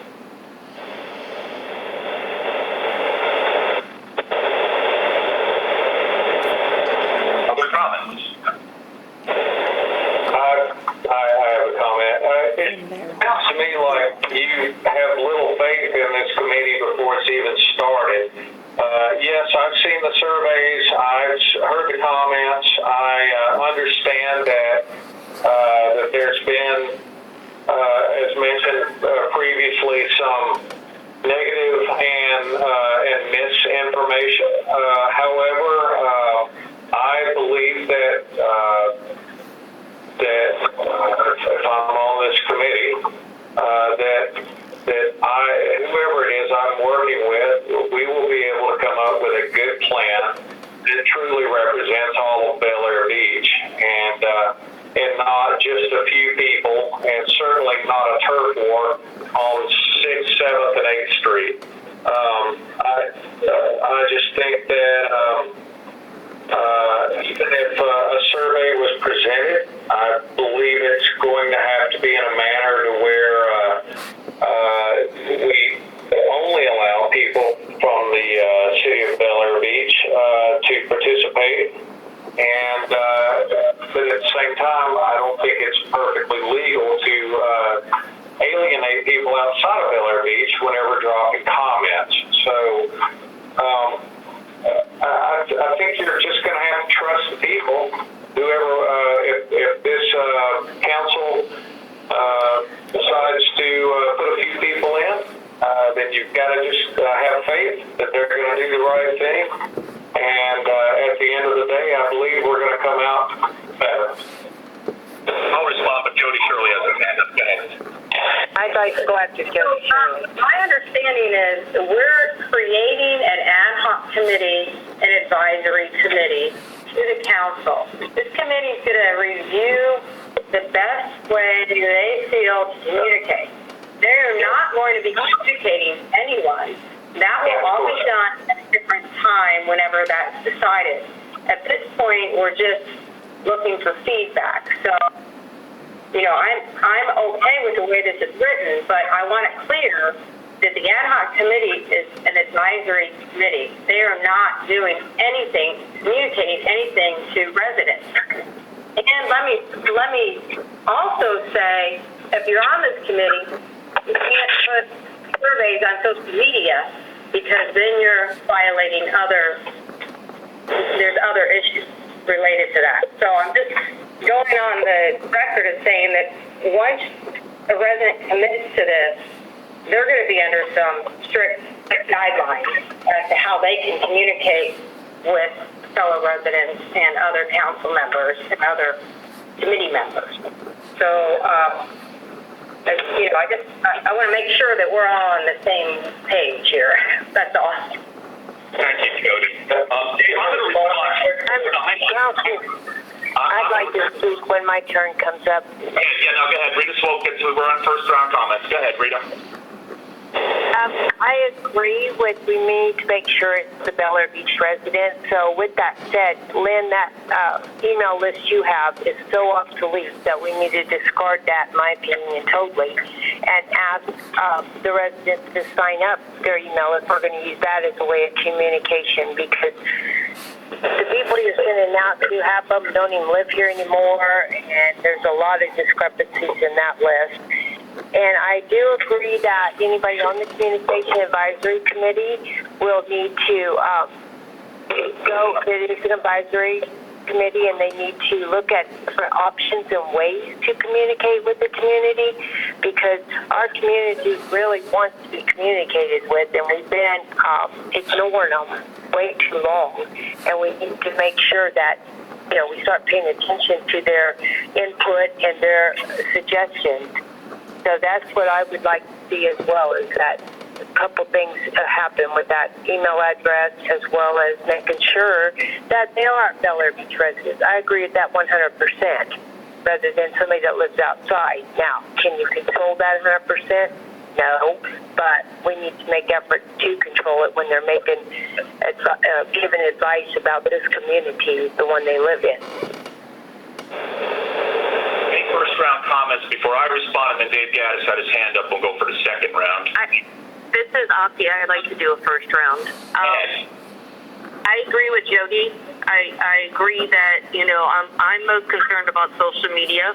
Some of the applicants have been very verbal on Nextdoor and negatively directed to the council, so that concerns me that they're coming in with a biased viewpoint. I'm certainly willing to trust them to have an open mind. I don't think we need to use Nextdoor for surveys, especially biased surveys that are basically designed to be, the way the question was worded was negative to start. So I would be, anything that they would come up with as far as the survey would have to be approved by Lynn, the council, somebody else, just to make sure that it is an accurate survey with non-biased questions. Otherwise, what's the point of the survey? If you're asking for a negative answer, you're going to get negative answers, so what's the point? Also, we need to figure out, we need to have a representative. We need to have somebody, I don't know how to do this or who, and I don't think it should probably be somebody on the council or maybe Lynn, I don't know, but to address the comments that are put on Nextdoor, especially regarding the council, the mayor, us as a whole, especially when they're highly inaccurate, misinformed, and all they do is cause negativity in the city. And instead of a time where we need to come together as a community, heal, and band together and help our fellow citizen, I feel like we're being torn apart. And as you know, we can't make our own comments because of sunshine laws, and the committee shouldn't be able to make any comments on there unless it's something like anybody has any advice on window treatments or whatnot, but nothing political as far as the city. So that's just my comments. I would love to see if we had someone designated to respond, and maybe just something like, no, that's inaccurate. Actually, at the meeting, this is what happened. Reference the minutes, on the website, and do something like that. And I don't think that should be Martha Vasquez's responsibility as the moderator for us on Nextdoor. So that's it. Thank you, Robin. I'm going to respond to you, Mr. Gaddis, and I'm going to make this clear. It's no turf war, and I have no issue with the committee itself. I have an issue with some of the people who are applying to the committee, and I just lost.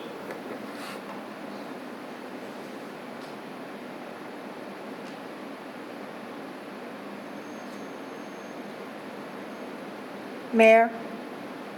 Lynn?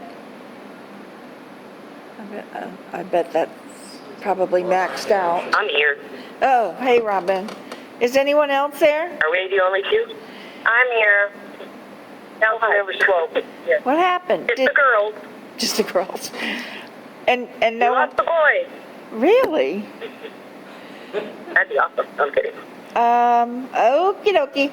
I think we probably need to, let me try to dial back in. It probably timed out. What? Yeah. Two are still on. It's Robin and Rita are still on. What? It went down, but it says still on. We can handle the rest. Right, Rita? What do you want to do? I think both of us called in versus going on the computer, so we timed out. They said, I think that's adjourn. they said they Adjourn both and call called it a in. night. Yeah, the computer went down. I agree. You mean it timed out? It didn't go No, down. it says till 11 o'clock. All members left have agreed, right? Stop talking. Agree. Yes. Okay, like we're done. Good night. What do you want to do? See you later. See, try to reset. If only. Hold on, Lynn's checking something. Better way to hold a meeting. Did you want to speak on this subject, this item or the next one, Mr. Ray? I don't think I need to. No, okay, I just didn't know if you were here for that, okay. And you wanted to speak? Thank you so much for the opportunity. Yeah, on both of them? Well, just on this current item, on, Yeah. the committee. The next two are tied together, yeah. I didn't know if you wanted to speak on both of them. Definitely number 5 will hear if we get to 6. Okay.